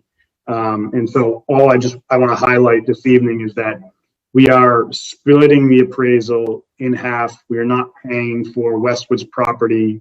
Westwood is not paying for Dover's property, but allows us to get a little bit of an economy of scale as we get a full appraisal of the entire property to be able to allow the task force to vet the proposal and see what makes sense for the community. So John might have some additional comments as a task force member. Yeah, I think I'll tap his shoulder next, Chris. Thank you. John? You're muted, John. Purpose. Kate muted me on purpose. How's that? I told her to. Yeah, thanks. Two quick things, Bob, Chris. Urgency. COVID, as I've reported in the past, COVID has changed everything for Hale, and thus this has changed the entire tone and tenor of the conversation for us. So we really have to do this evening, and we also have to be prepared to be able to be responsive to Hale, because as I mentioned, their financial situation has changed dramatically. So we have to be mindful that while we're moving forward on this particular track, that Hale may come back to us and say, you have to continue on this track. And you also have to take into consideration that the urgency of their financial situation may lead them to have to make other decisions in parallel to this. Specifically, they may need to sell property. So this is of the utmost urgency. Thank you, John. Robin? I don't have any comments. Okay, I move to approve the consulting agreement between PH Sierra LLC and the town of Dover to conduct an appraisal of the Dover and western portions of land at Hale Reservation. Seconded, John Jeffries. All in favor, aye, Bob Springer. Aye, John Jeffries. Aye, Robin Hunter. I further move to authorize the town administrator to execute all documents associated with the appraisal of the property at Hale Reservation. Seconded, John Jeffries. All in favor, aye, Bob Springer. Aye, John Jeffries. Aye, Robin Hunter. Great, thank you. Good to go, Chris. Thank you, guys. John, how do you say the firm's, or Chris, how do you say the firm's name? I said earlier that I wasn't going to attempt it, and I'll reiterate that I'm not going to attempt Why did you it. let me do it? I'm no better at this stuff, you know. All right, they shall be named. The ones who shall not be named, I guess, whatever the heck that is.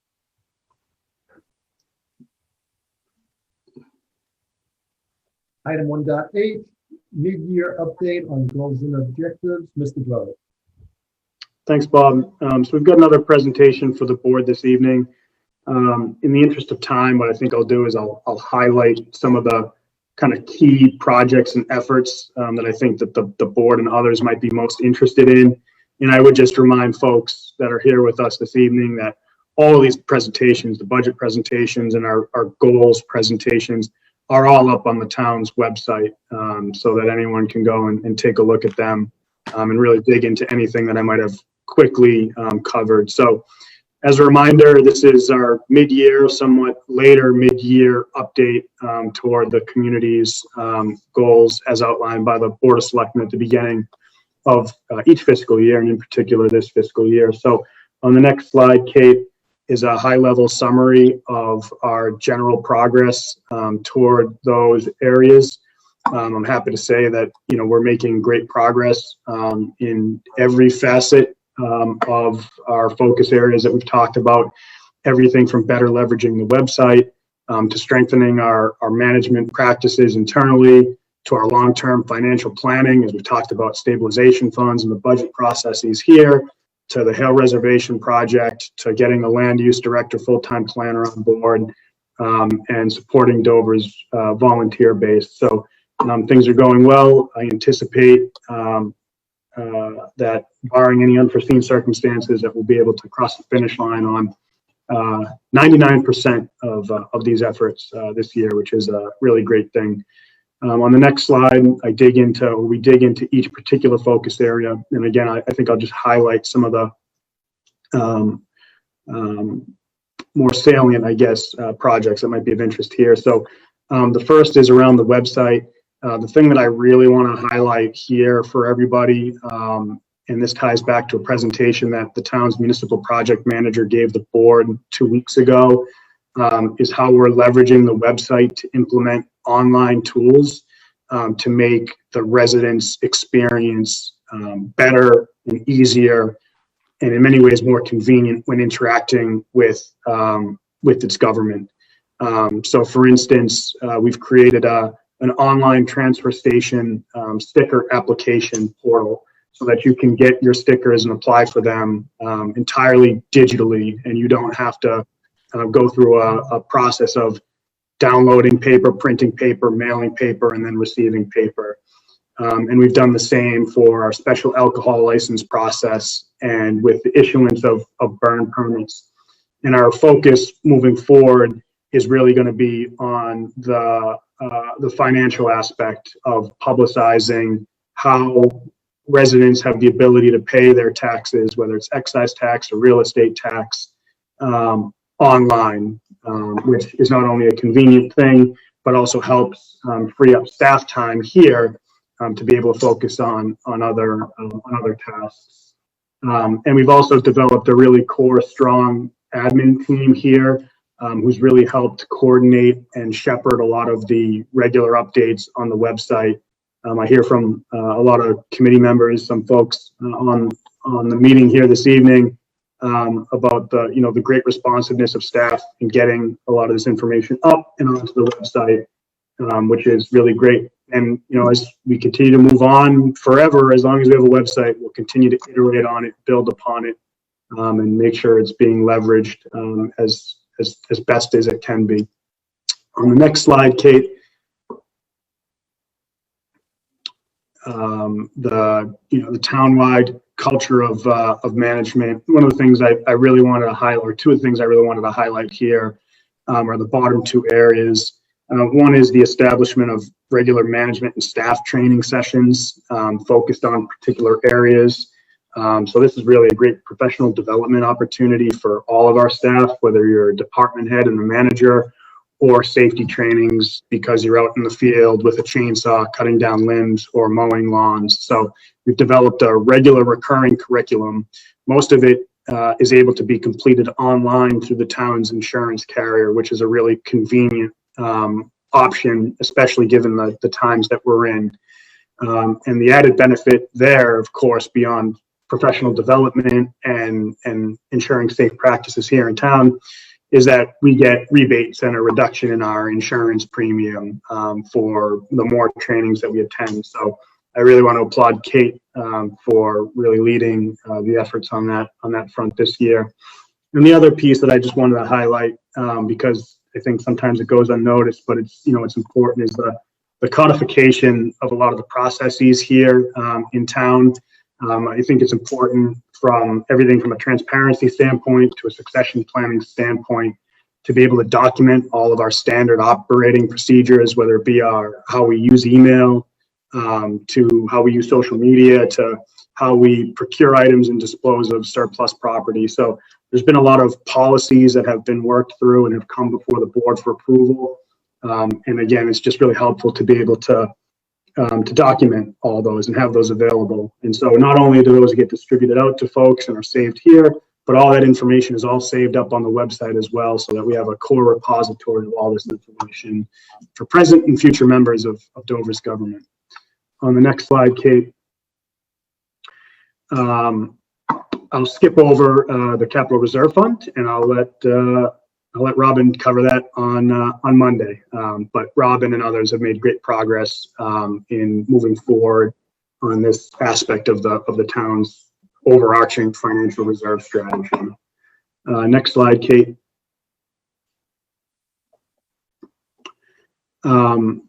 So the other thing was to begin to implement our DOR recommendations that came back from the state's assessment of the town and how it can, of the town's financial operations and its structural operations and how it can improve upon those.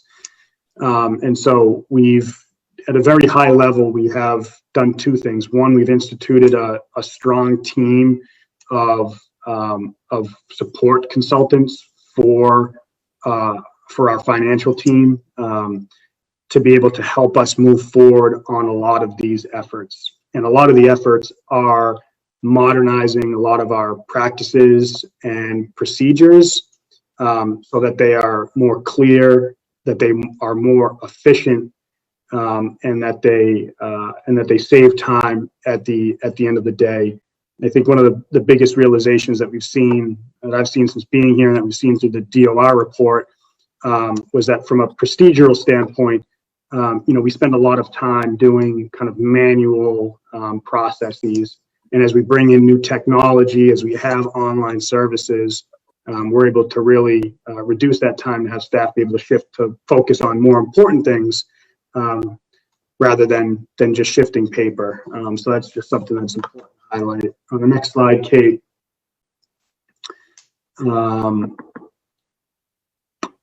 This I can skip over. This is just related to financial policies, and it's touched upon, I think, in the other areas.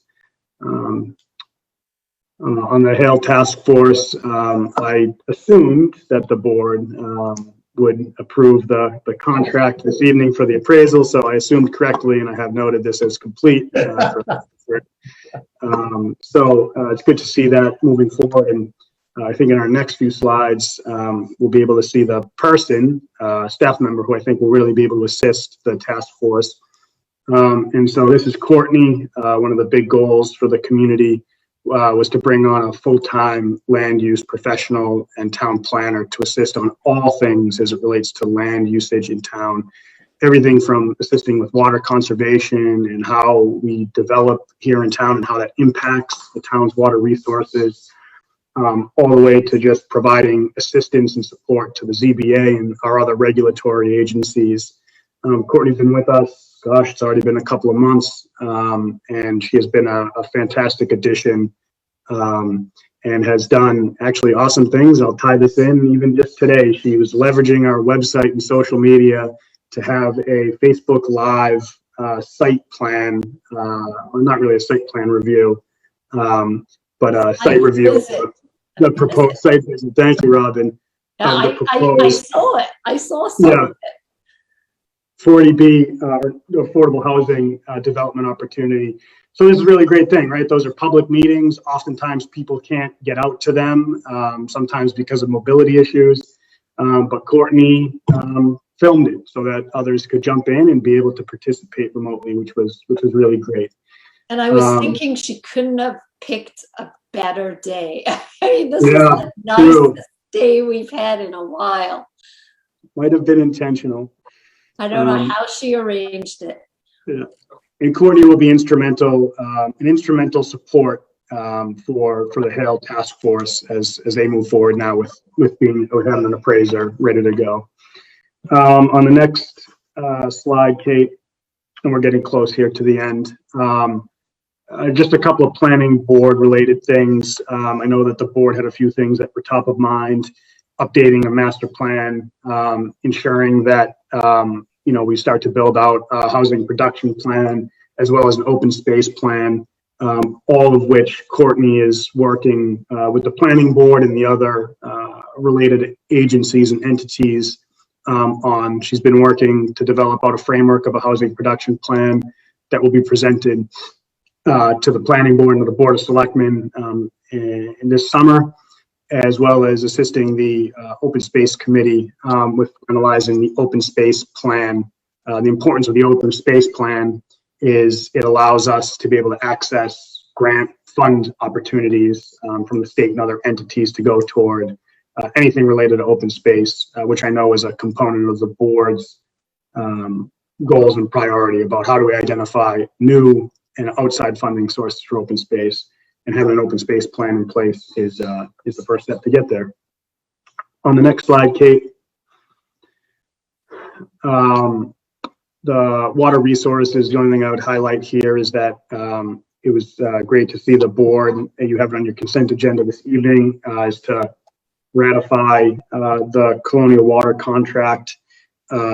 What I think is really notable about that contract is that the time that the board took to review it, to look for areas and opportunities for improvement, two of which we're able to get across the finish line.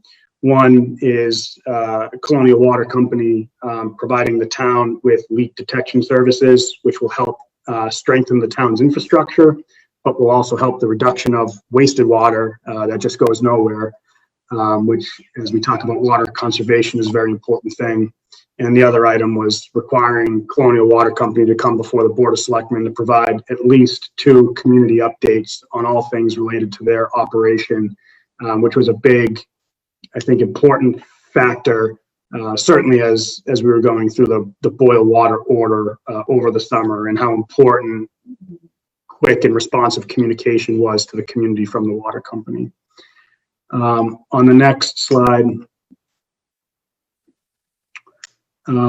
Kate's doing a great job moving forward, a lot of human resources and personnel matters around developing training curriculums and creating handbooks. She's got a presentation lined up for the board in 2 weeks or 4 weeks.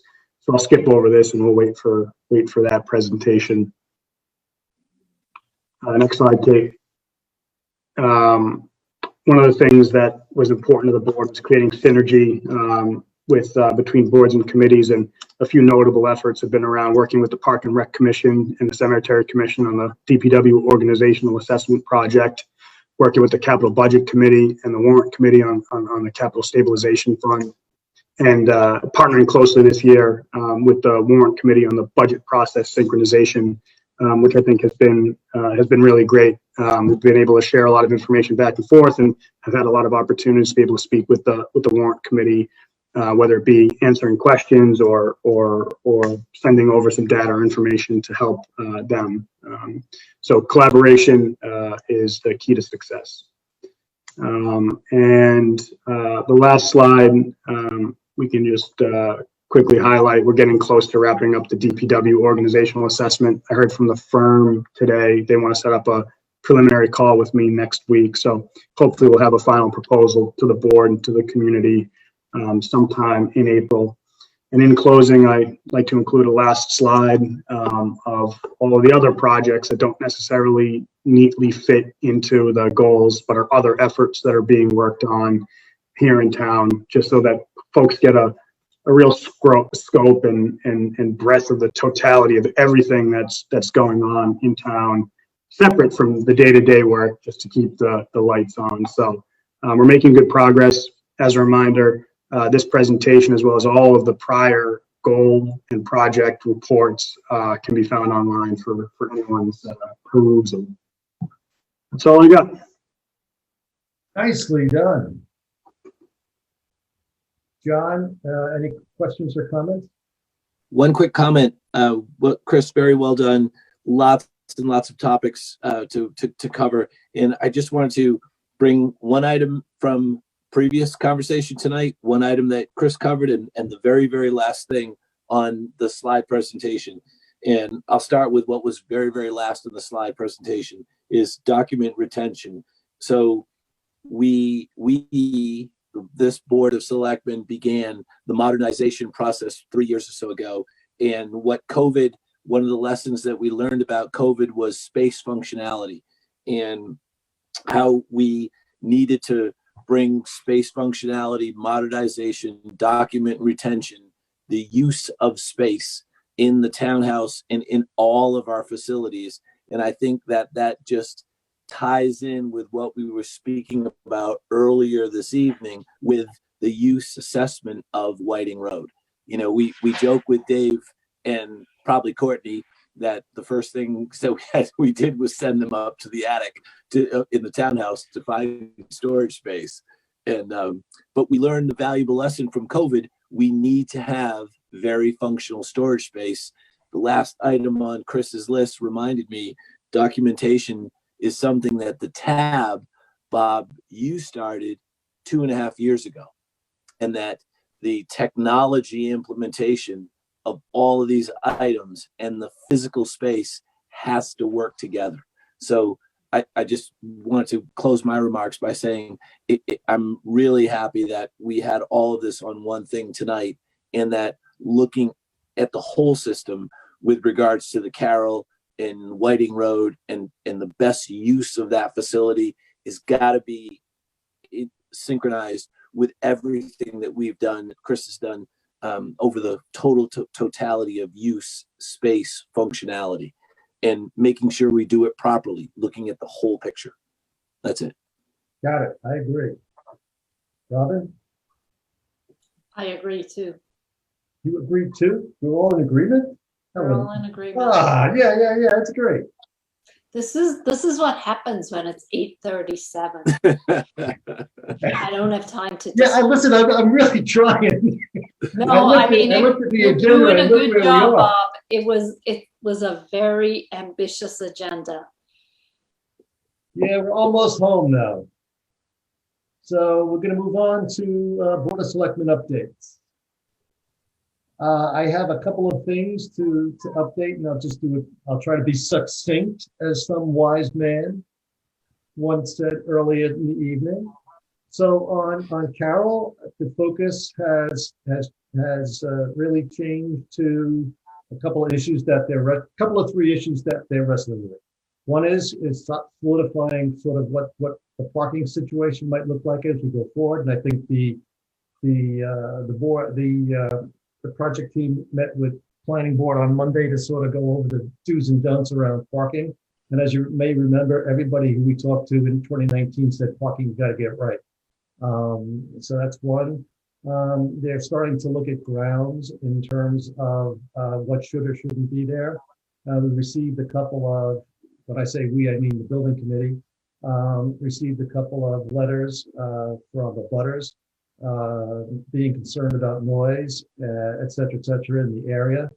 And there's been sort of a gradual shifting to considering the grounds mostly green space. But that's sort of directionally where it seems to be heading. There's no decisions made.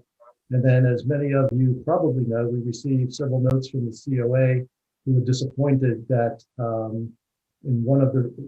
who were disappointed when the new build iteration moved the COA office, which is the town office, I'll point out, from the first floor to the second floor of the new building. And Ford and I, and probably Ruth Townsend, are going to have a series of outreach with the older resident population starting next week to make sure that everybody truly understands all of the design considerations that have gone into both the renovate and the build new. And then we covered much of this this morning, and so at the town meeting prep meeting this morning, the issues that were raised relative to Carroll and whether we should have a town meeting, et cetera, were discussed at length this morning. And on one hand, there's an issue of if we reduce quorum to 18 as permitted under the law, should we also think about reducing or modifying the program for that meeting? Thinking that, with so few people, maybe it makes sense to have a reduced town meeting. The other end of that is talking about the town meeting in potential town meeting in June. The question there is the other way. Neither Jim and I had a debate. We arm wrestled. Jim, show me a hand from the arm wrestling. show him that hand of that, you know, I saw, yeah, there you go. He lost. So when you get on the other end of it, we were concerned that, we are concerned, we continue to be concerned that we're asking the town potentially asking the town at a June town meeting to make it a big decision about options and ways to proceed and spend money. And Jim and I absolutely agree that we would not want to do that if we weren't assured of a representative town meeting quorum. So those literally, well, we spent about an hour this morning on that stuff. And obviously, we also talked about how you present material, et cetera, et cetera. All the issues that we covered ad hoc earlier at the meeting today. And we're having a meeting, I think, next week to continue the deliberations and the discussion.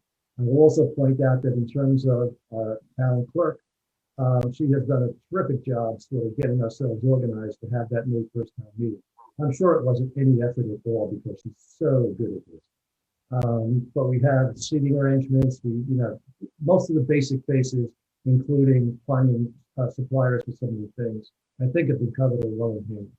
Jim, do you have anything to add to that? No, thanks, Bob. Thank you. Did I get it right, Jim? Did I read the notes?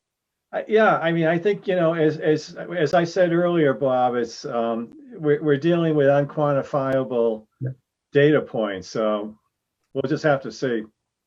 Yeah, I agree. Thank you, Jim. That's it for me. John?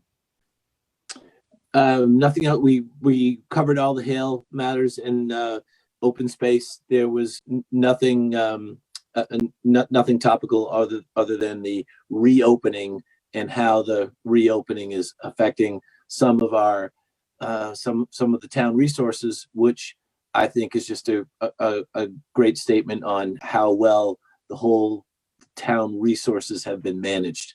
You're seeing lots and lots of more people out and about. So nothing else to report. Thank you. Robin? I have nothing to report. You've covered it all, right? Yeah.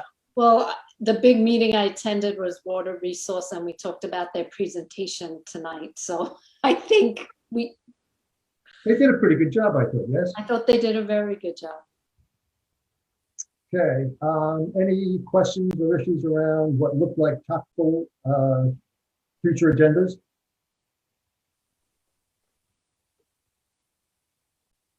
Hearing none, there's a lot of stuff going on.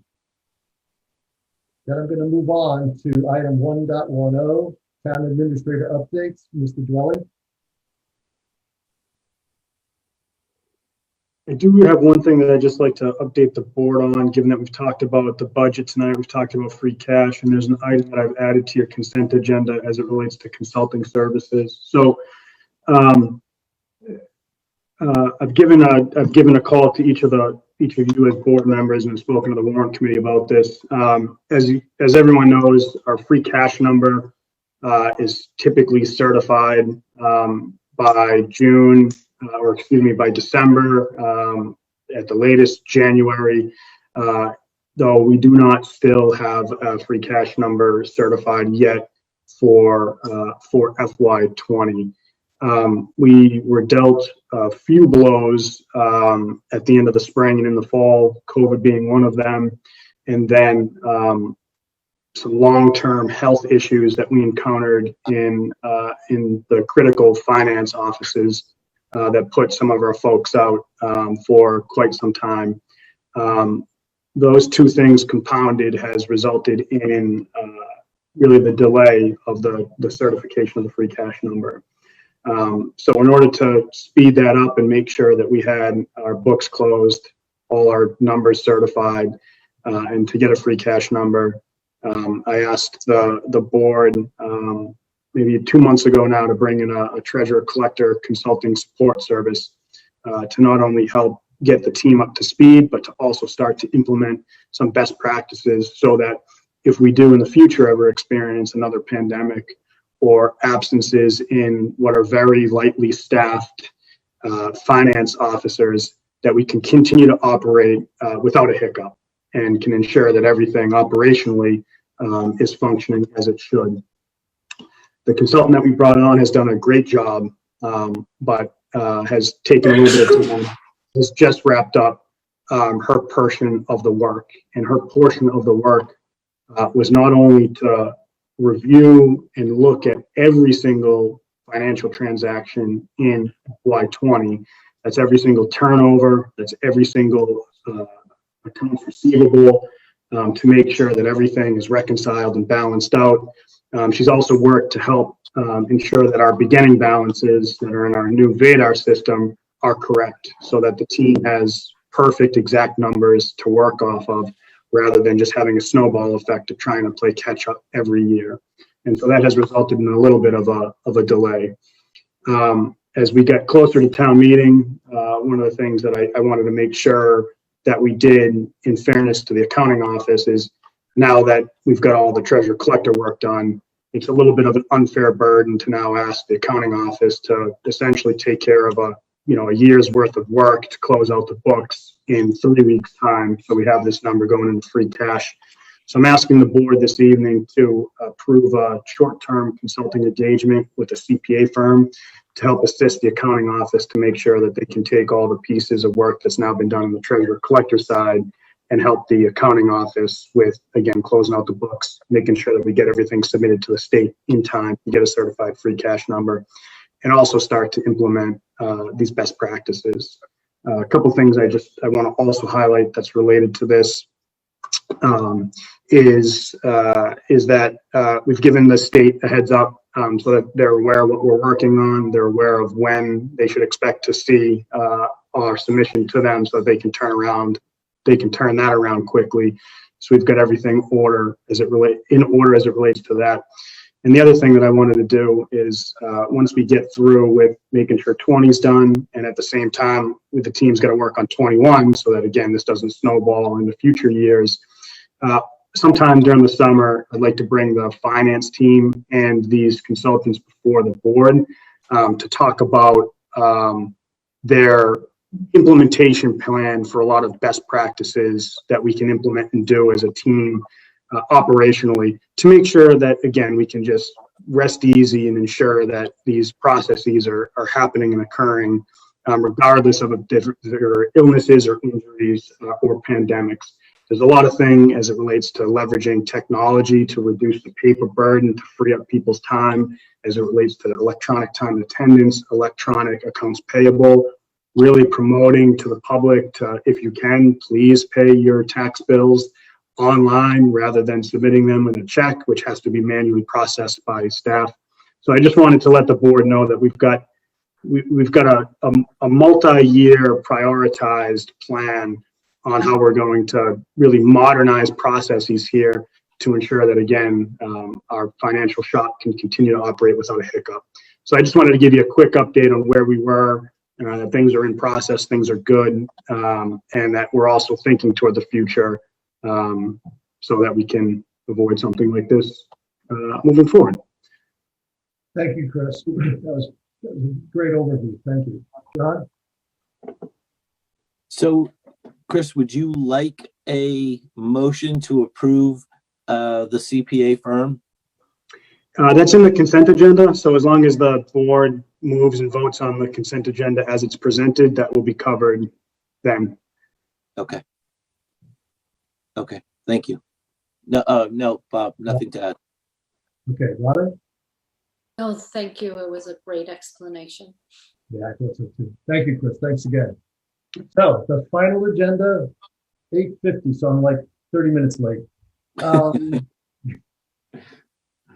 The following items are included on the consent agenda. Approve and execute the agreement with Colonial Water Company. Approve agreement with Clifton Larson Allen, firm that Chris has talked about. Approve special liquor licenses for March 20th and 27th and May 9th, 2021. Approve February 25th, 2021 open session meeting minutes. I move to approve the consent agenda as presented. Seconded, John Jeffries. All in favor, aye, Bob Springer. Aye, John Jeffries. Hi, Robin Hunter. Done. Thank you all for your patience and putting up with this for a pretty long time, man. So I appreciate it greatly. So I hope that someone would make a motion to adjourn. Motion to adjourn. Do I have a Sir. second? I will second that. All in favor, say aye, Bob Springer. Aye, John Jeffries. Hi, Robin Hunter. Thank you all. Thank you very Thank much. you, guys.